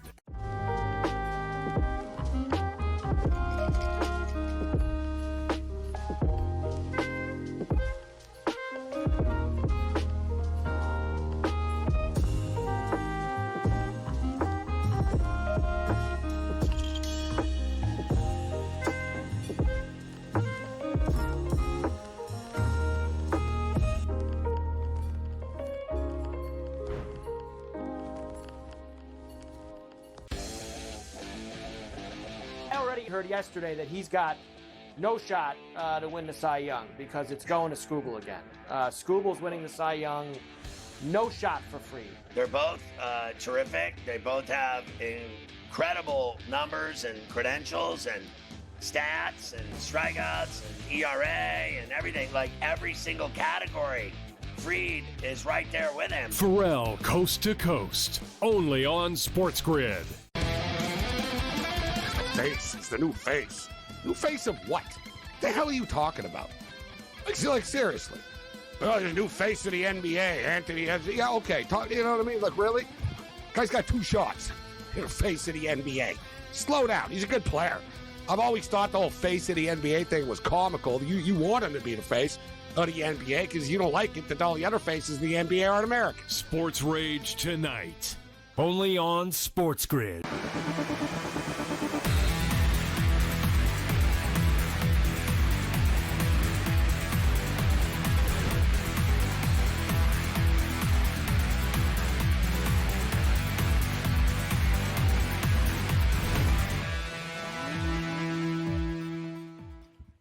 All right, welcome back in Game Live. Game Day here on the grid. Hour number 2 as we check out all the action. And I say all when really there's 1 NBA, 1 hockey, and then 2 baseball games that we can put a couple shekels on. The other baseball game's 11-0, so we're not quite that desperate. We've had desperate times, but not tonight. So I'm going to throw in a little points parlay here, Dave. We did this last night, and it hit because Minnesota was getting their doors blown off, and the numbers they had for the starters were so low that literally they only needed like 4 or 5 points, and we hit like 3 or 4 of them, believe it or not. So same thing tonight with Indiana, low-scoring game. But how about Aaron Nesmith? He's got 2 points now. They're giving you 5.5. It was 3.5 at halftime. I like that. Obi Toppin's got 6 points. They're giving you 8.5. So you need 3 lousy points out of him. And then Matherin's got they bumped his up to 9.5. So he must have scored again. But he had 6 points. So he was only a couple of points away. He's got what does he have now? Matherin. He's got 6. All right. So we need 4 out of him. So you got 3 guys that get, regular minutes, and really you need just a couple of buckets, literally 2 out of all those guys. Nice little 5.5 to 1 parlay I'm going to put in. That's not bad. Take your shot. Shoot it while you can. Is this a case of the Pacers really just having one of those nights, like off nights, or are the Knicks playing defense? I don't know what it is. I don't want to attribute one to the other without watching it. I'm dialed into the hockey game right now since that Phillies and Braves total went over 7.5, which looks like it may finish right on 8. So sometimes those numbers are really good. But I mean, 17 of 45 from the field, 8 of 19 from 3. Is that because of the Knicks, or is that just one of those bad shooting nights because of, the Pacers maybe having? Yeah, I think it's just a bad shooting night. Although 8 of 19 from 3 is that's 42%. That's fine up right. that. That's not bad. Yeah, that's not bad. That's the weird thing. It's they're missing the 2-point shots. You throw out the 3-pointers, and what is that? 26. That's 9 of 26 from 2, which is that's weird. Why would you be so good from 3 and then lousy from 2? So. Right. And the Knicks are we made fun of them just before halftime when I was watching, but for the most part they're trying to walk the ball up the court. They don't have a crazy pace. So when does it get to the point where the Pacers say, all right, that's it, you know what, we're done, we got game 6 back home, we'll save our energy? I'm assuming that's a Saturday night game, not Saturday afternoon, but still it's 2 days from now. We'll just save our energy and we'll go at it again. Early end of the third quarter? I was going to say end of the third, maybe beginning of the fourth. If they start with a run, then they'll stay, in it. But if they don't get a run in the beginning 2 or 3 minutes of the fourth, empty the bench. Let's forget about it. I mean, the in-game number's up to 13.5. This is one of the most challenging things I ever did in the book with the in-game number, was try to figure out that exact point. When do I make it an impossible price, for somebody to play the Knicks? You just have to put up a number. They've led from wire to wire. They've had as high as a 16-point lead, and the Pacers have never led. So it might be one of those nights where just, position player, like pitching in baseball, you go, okay, done. We're going to mail it in. We'll see you Saturday. Yeah. And that's the good thing about these props. Get them in now, because Toppin's going to be playing, and Matherin will be playing in a blowout loss. Nesmith might not, but he's only at 5.5, and he's got 3 already. So you only need, one more bucket basically out of him. So, and that's how we hit him last night. So that's why you take the secondary guys now and assume, okay, it's going to be a blowout loss, unless they go, 10, 12 deep. These guys will be the guys that'll be playing in the fourth quarter, and you'll be able to hit some of these things. So could be a throwaway game, but doesn't have to be a throwaway game for you as the bettor. You get some angles. Right. It's kind of like exhibition football. When you get a quarterback battle, there are certain angles to these blowouts, and that's it. Bet them now before the books realize that these guys are going to be playing in the fourth quarter. So I do like that. Knicks by 16. So someone's smiling. Right? Look, if we get a game 7 or a game 6. Game 6. Somebody's going to be happy. Yeah, game 6. So yeah. Not getting anything out of Dallas. 3-1 still. Well, what stinks is if you bet the Ottinger saves prop. Forgot about that. It should be team saves as the bet, not the goalie saves. It should just be Dallas Star saves and incorporate 2 guys. So you might have to do that. Luck on that one. Not a bad idea. Yeah. So, all right, in-game live continues here on the grid.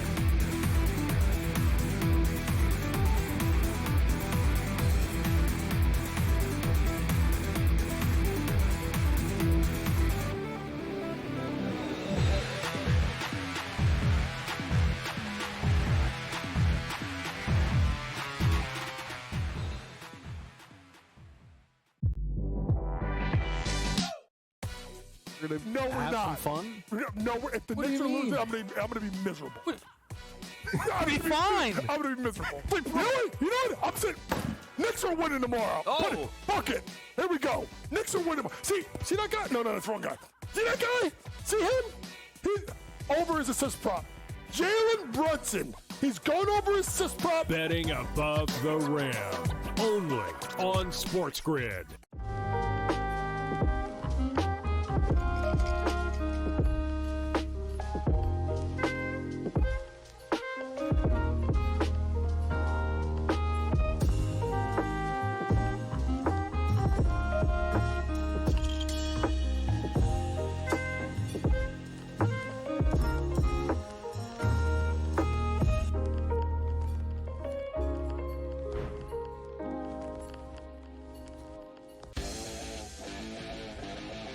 Heard yesterday that he's got no shot to win the Cy Young because it's going to Skubal again. Skubal's winning the Cy Young, no shot for free. They're both terrific. They both have incredible numbers and credentials and stats and strikeouts and ERA and everything, like every single category. Fried is right there with him. Pharrell coast to coast. Only on SportsGrid. Face. It's the new face. New face of what? The hell are you talking about? Like seriously. Oh, the new face of the NBA, Anthony. Yeah, okay. You know what I mean? Like, really? Guy's got 2 shots. You're face of the NBA. Slow down. He's a good player. I've always thought the whole face of the NBA thing was comical. You want him to be the face of the NBA because you don't like it that all the other faces in the NBA aren't American. Sports Rage tonight. Only on SportsGrid.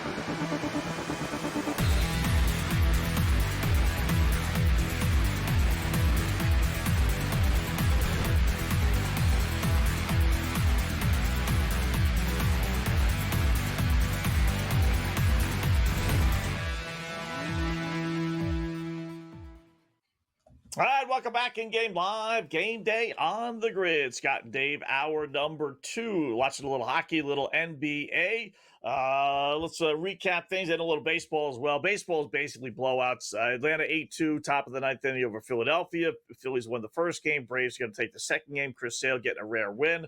12-0 Toronto over the A's. Boy, I tell you what. Very quietly, Dave, the Oakland, Sacramento, soon-to-be Las Vegas A's are just playing atrocious baseball.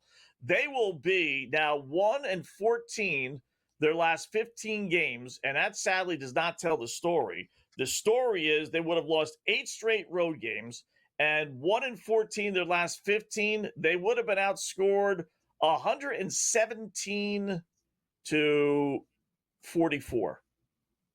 In those 15 losses or 16 games. 100. I mean, that is just like, I don't know how many home runs they've given up tonight, but heading into tonight, they gave up 33 home runs. Let me see how many Toronto has today. That's in 15 games. That's a lot of home runs.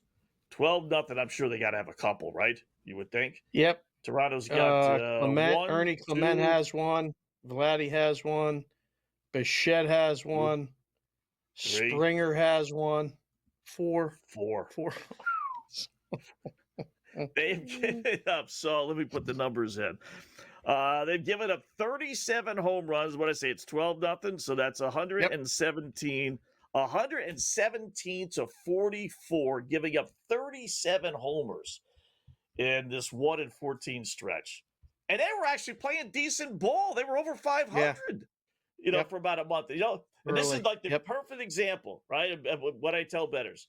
Let the bad teams be bad. Let the good teams be good. I know we all want to bet baseball. I understand it. The first month, it's great. It's back, blah, blah, blah. But give these teams about a month and a half, and like I said, let the bad teams be bad and let the good teams be good.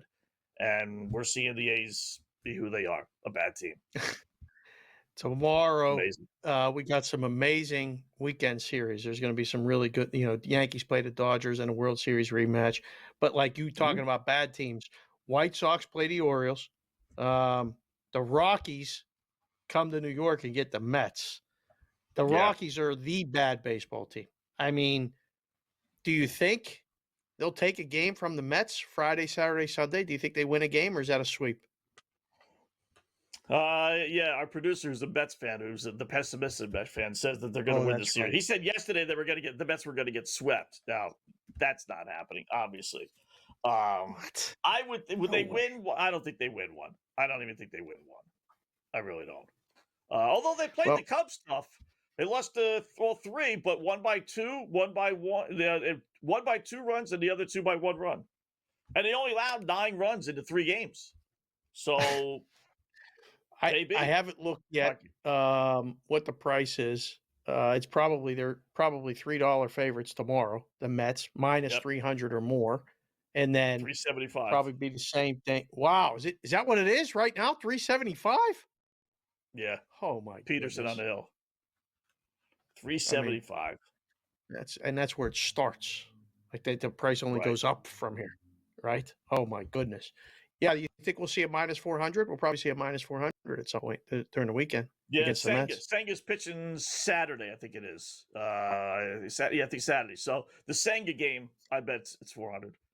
Cubs in the Cubs game, it was 1-0 first inning, and the line was right around 375 to start, and they bumped it up to 10-1. With a 1-0 lead in the first inning, they bumped it from 350, 360 or so up to 10-1. I mean, oh my, yeah, crazy. I mean, Bullhorn, Vinny, hit the goal.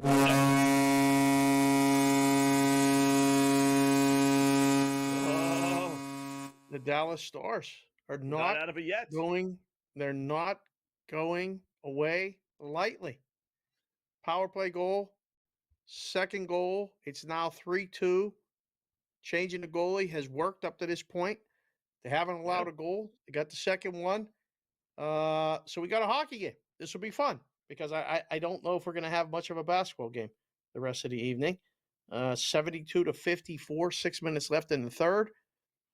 Might be time. They're getting close to that time where Indiana's saying, pack it up, boys. Yep. Put your stuff in the bags. Let's go. We're going home. We'll win this thing at home.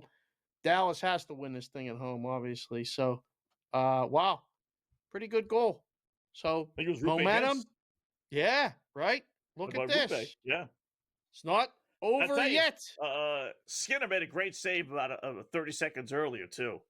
Yeah. But this one was kind of like they were peppering him. They set up the power play goal pretty well. Yep. So, all right. So 3-2. What's the lines now?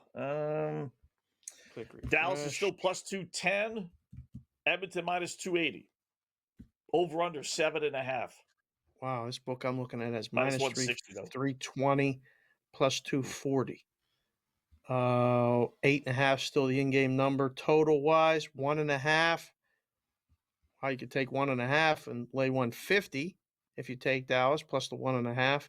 Although I can't. The way these games end like this with the empty netters and stuff, I used to love that bet, especially in the playoffs. But no way, can't do it now. I'd rather lay to 1.5 right now with Edmonton. I looked it up. Let me see if I can find it here real quickly. Teams that won their games this season.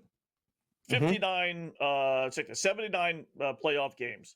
Teams that won 55 and 24 out of the 79 games won by 2 goals or more.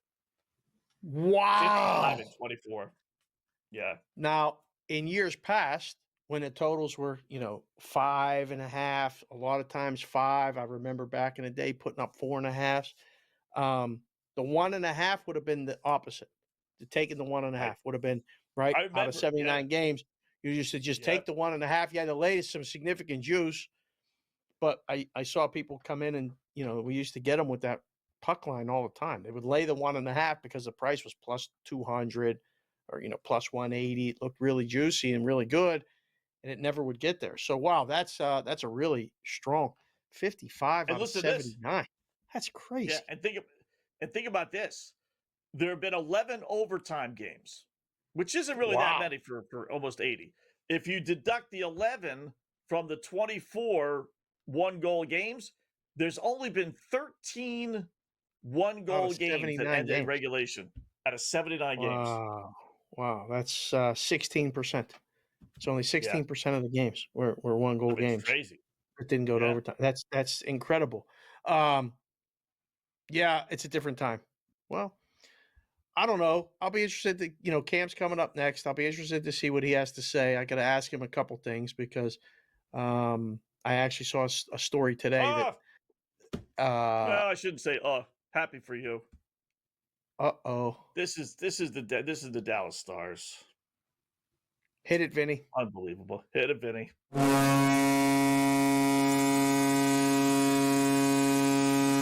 Connor McDavid. Connor McDavid springs loose. Too? McDavid. That's it.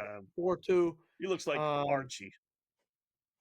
Well, got an open space and they couldn't catch him. Yeah, breakaway. And boy, the defenseman should have just tackled him. You just got to take a shot. I was just say that. Right? Just tackle him. Just tackle. Right? What are you gonna do? Just tackle. Give him a shot on a penalty shot or something. That was That's it. I said it before. I said if the Smith gave up one, it was a wrap. I'll say it right now. There's still a ton of time left. 5 minutes, 32 seconds. Edmonton's winning the series. We're going to go. And I'm going to ask Cam who he thinks should be favored. That's my first question. Cam. Right. If it's Florida and Edmonton, who's favored and why? So, yeah. Cam, if you're around, that's the first question. Edmonton now 10-1. Dallas 6-1.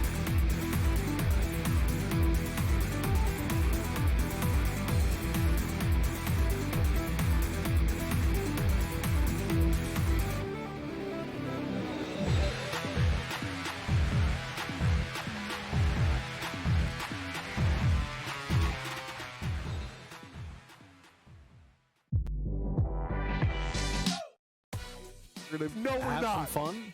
No, if the Knicks are losing, I'm gonna be miserable. I'll be fine. I'm gonna be miserable. Really? You know what? I'm saying Knicks are winning tomorrow. Oh, fuck it. Here we go. Knicks are winning. See that guy? No, that's the wrong guy. See that guy? See him? He over his assist prop. Jalen Brunson. He's going over his assist prop. Betting above the rim. Only on SportsGrid.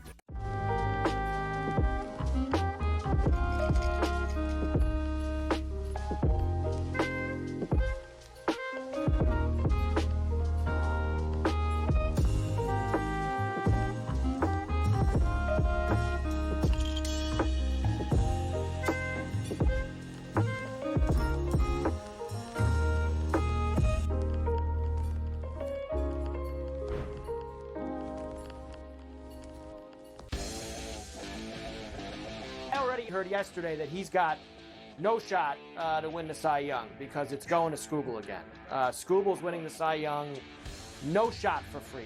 They're both terrific. They both have incredible numbers and credentials and stats and strikeouts and ERA and everything, like every single category.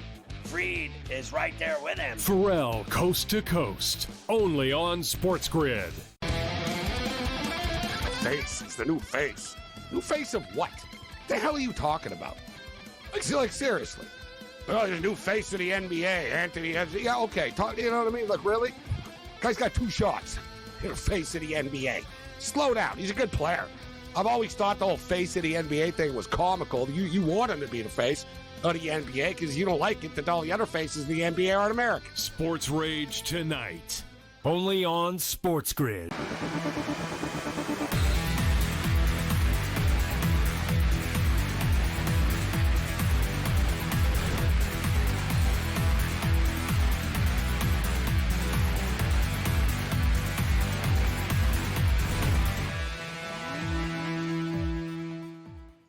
All right, welcome back. It is In-Game Live Game Day on the Grid. Scott and Dave, hour number 2. Yep, just update the scores here real quickly before we bring Cam on. It is 4-2 as Edmonton did score. Connor McDavid, 4.5 minutes left to go with his second. They're now 12-1.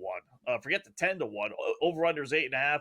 And the Knicks still lead the Pacers, who are continuing to hang around by 12, 76-64. By the way, the Toppin prop hit already, and the Mathurin prop hit already. But now we just need Smith to get one more bucket. and then we'll hit that 5-1, 5.5-1 parlay. So cha-ching, cha-ching. With that, our good buddy Cam Stewart joined us now, talking a little pucks with our good buddy Peter DeBoer, who looks like a bozo on the sidelines. New Jersey Devils was another team that he tapped, championship caliber team that he couldn't win. Guys never won a championship, but Vegas, Florida, San Jose when they were awesome, San Jose. like everywhere. Like honest to God, I know Ottinger's not good, but you're pulling the guy 2-0 at home. You call a timeout. DeSmith comes in, lets in a crap goal, makes it 3-0. That's your opportunity to put Ottinger back in. You don't. That's fine. Now he's just sitting. Now you're just sitting there like an idiot.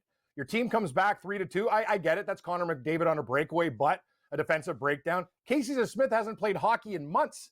This guy's cold as ice. He looks like jittery out there.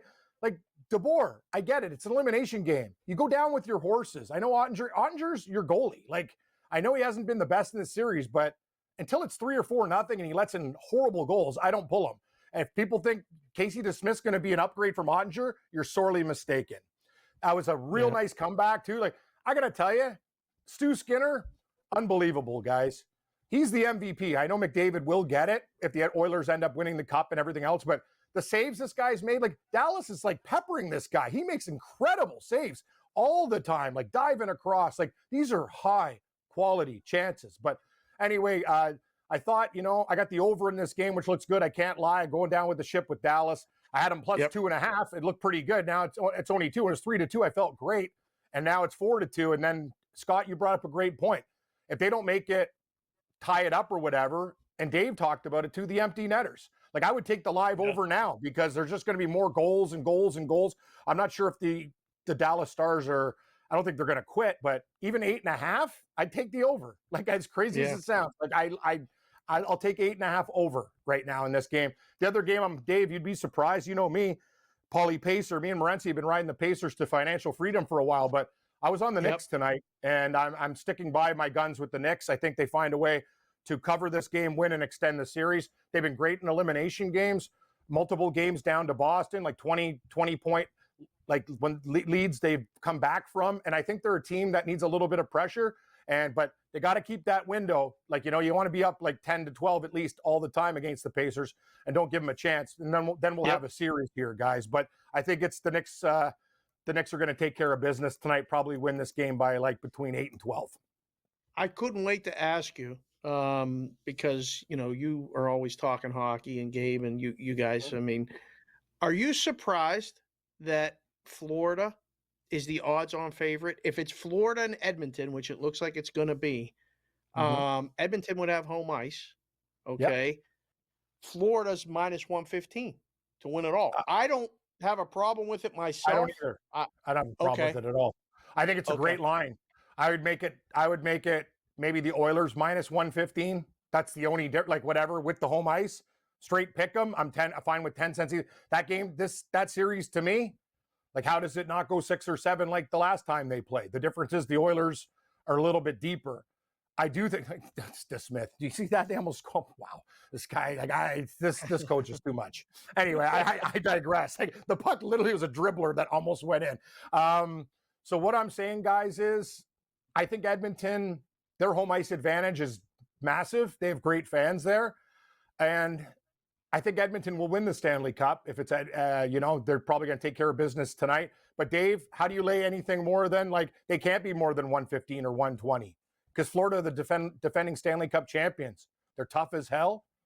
They probably still have a slight goaltending edge with Bobrovsky over Skinner. Skinner's hot, but that's right. He's a hot goalie right now.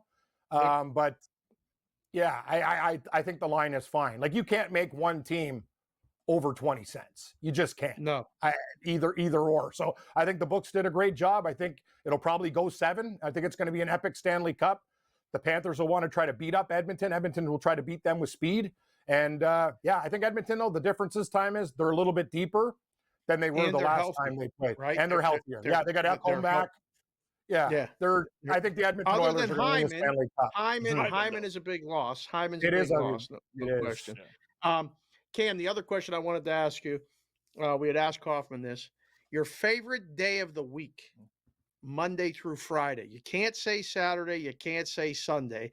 You get Monday, Tuesday, Wednesday, Thursday, or Friday. You get to pick your favorite day of the week, Cam Stewart. Which day is it? Thursday. My favorite day is Thursday. It used to be bar night. You'd go out and Friday, you'd meet, you shake it through the day to get through, and then that's the weekend. Thursday, also golf starts on Thursday, so I get very excited when I wake up. Wednesdays are fine with me too, because I get to do all my golf programming and stuff. There's usually a nice sked, but Thursday's my day, Dave. Like, I remember back when we were younger too, Thursday was always pub night, wing night, cheap, and I used to go in there and just crush pitchers of beer and wings. Thursday night's my night, pal. Friday's too obvious. Friday's too obvious. Thursday, you go in, Friday's there. You're a little bit, and then you look forward to the weekend. Thursday's my gold selection, David. All right. I miss you, Dave. I haven't seen Sharapan in a while. It's like, I thought it's women's softball. Like his daughter's got the call. Hey, going to a bigger school. We're going to get another scholarship there. Not yet. Proud Pop is Not sitting yet. there. Actually, we're having Gamblu on tonight, guys, for everybody tuning in to Sports Rage tonight. The legendary Gamblu. We'll break down the College World Series is something great. We got SEC teams all over the board at the top of the betting board, so we're going to break that one down. Dave, I know that's close to your heart, like women's softball. So we'll go through the live hockey, the basketball, and we'll break it all down with Gamblu tonight. We'll talk about the NCAA baseball. It's going to be a great tournament. All right. Any chance either Sinner, Zverev, or Alcaraz loses their next match tomorrow morning, laying 4-1 on that? Nope. Those are the two. There it is. What the That's hell? Minus 395. Scott, You said it can't lose. No, You said it can't lose. Add a player, Scott, or else the cut is mine. 4-1 black top player. Minus 395. Come on.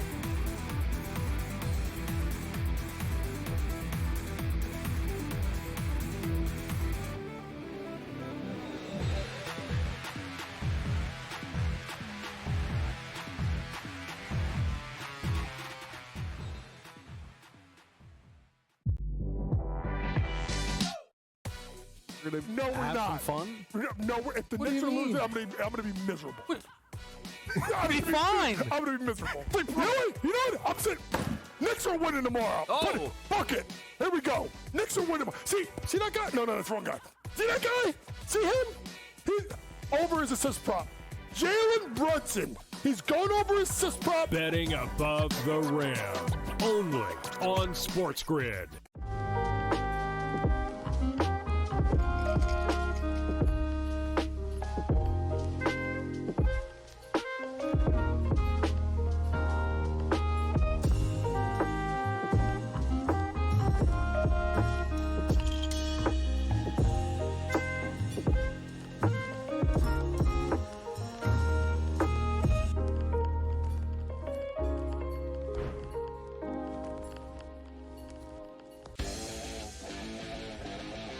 Heard yesterday that he's got no shot to win the Cy Young because it's going to Skubal again. Skubal's winning the Cy Young, no shot for free. They're both terrific. They both have incredible numbers and credentials and stats and strikeouts and ERA and everything, like every single category.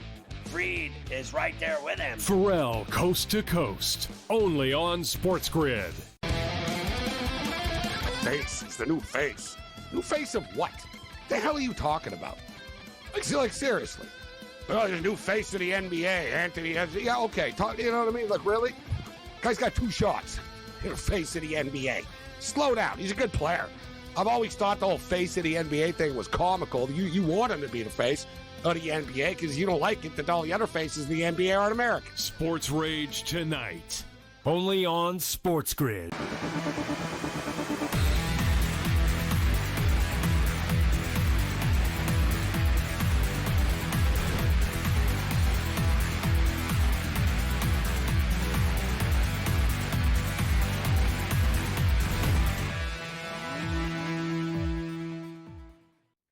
All right, welcome back. In-game live, game day on the grid. Just having some fun with Cam Stewart. I'm going to try and find my one more guy that I put in my parlay. The match might be underway already. So he was going, there he is, minus 450. So you can get it down to minus 122, which isn't bad. I don't trust the women on clay. There's so many upsets, but you can do this Zhang dude, or actually girl. She's minus 5-1. Swiatek, she doesn't lose, at minus 45-1. Coco Gauff minus 720. and then the three guys, Alcaraz, Sinner, and Zverev. And if they all win, that's basically a 50-50 bet, minus 122. That's not bad. It would take a big upset. Zverev is only minus 450, but I like the tennis. I bet the tennis. I'm going to put that in. All right. That's good. I'll double down. I'll double down on that. Why not? Got to listen to Cam. He knows his tennis. That's fine. I could bet Dallas. How about this? Dallas to win against win the series against not Dallas, but Edmonton to win the series against Dallas, minus 100 to 1. You want to do that right now? Down. Yeah, they were giving me that bet.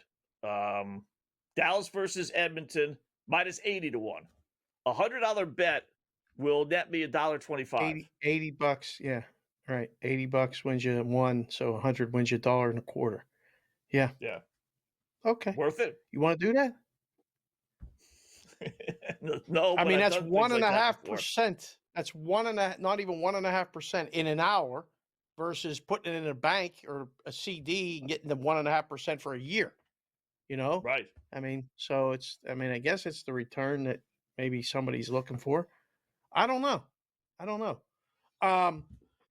If the I got to Celtics say would this have been right now, I would have done it. But we all know what happened. We're done talking about the Celtics. I don't want to talk about that. No. Today's May 29th. Yes. Today's the day I hit the biggest bet of my life ever. 21 years ago. Got married 21 years ago today. So wow. How about that? Yeah. You're working on your anniversary. Very nice. Working on the anniversary. Yeah, wife's working too. We were out of town for a couple of days. We had to take care of some things. And so, today was her first day back to work. Today was my first day back to work. Thanks to Kaufman and you guys for, stepping up and doing the shows, keeping it going. But yeah, so I always say that every year, May 29th, I hit the biggest bet of my life.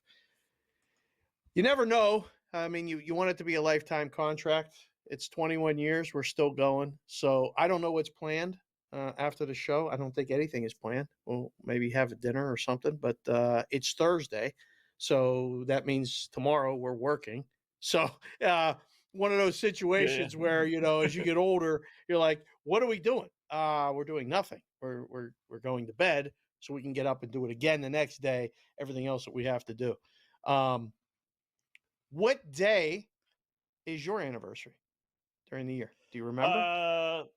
Yes, I do, but I always forget. I always say I'm never gonna do that. We watching those TV shows when I was a kid, and every sitcom always had a show based on the husband forgot. I'm like, how's he gonna forget? That's so stupid. Yeah, I forget all the time. Mine's July 3rd. My wife got screwed. Our daughter was born on February 14th, Valentine's Day, so that. She gets nothing for that. The daughter gets everything, right? And then our anniversary is July 3rd, and we're celebrating July 4th, so she gets nothing for that either.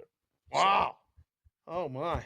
Okay. I made out well. By the way, kind of fitting for you because do you know whose birthday it is today? May 29th. Whose birthday is it today? I don't know. Paul Skeens. Birthday's today. Paul Skeens? Wow, did he pitch good down in Arizona yesterday? Yeah. He really, his ERA's down to 2.03. He's 23 years old. That's right. I saw that this morning. 23 years old. Yeah. So now I can remember that however many number of years is two less than Paul Skeens. So I'll be able to keep track of that, right? 23 for Paul Skeens, and we're 21 married. Let's hope we double that up. That would be good. Yeah. That'd be good. He hit I was reading the story on it. He hit 410 as a player at Air Force. I wonder, with Ohtani having so much success that there'd be some other pitchers that would say, give me a shot. Nope. Hunter in the NFL, he does well, with the 2A, with the Jacksonville Jaguars. No. I think that's the new thing in sports. I do. 2A player is going to become old school. Yeah. It's big cash. It is. Dave, let's go. Let's go Dallas Stars. Make a big comeback tonight. Hopefully, we have more hockey for the weekend. Do it with you tomorrow.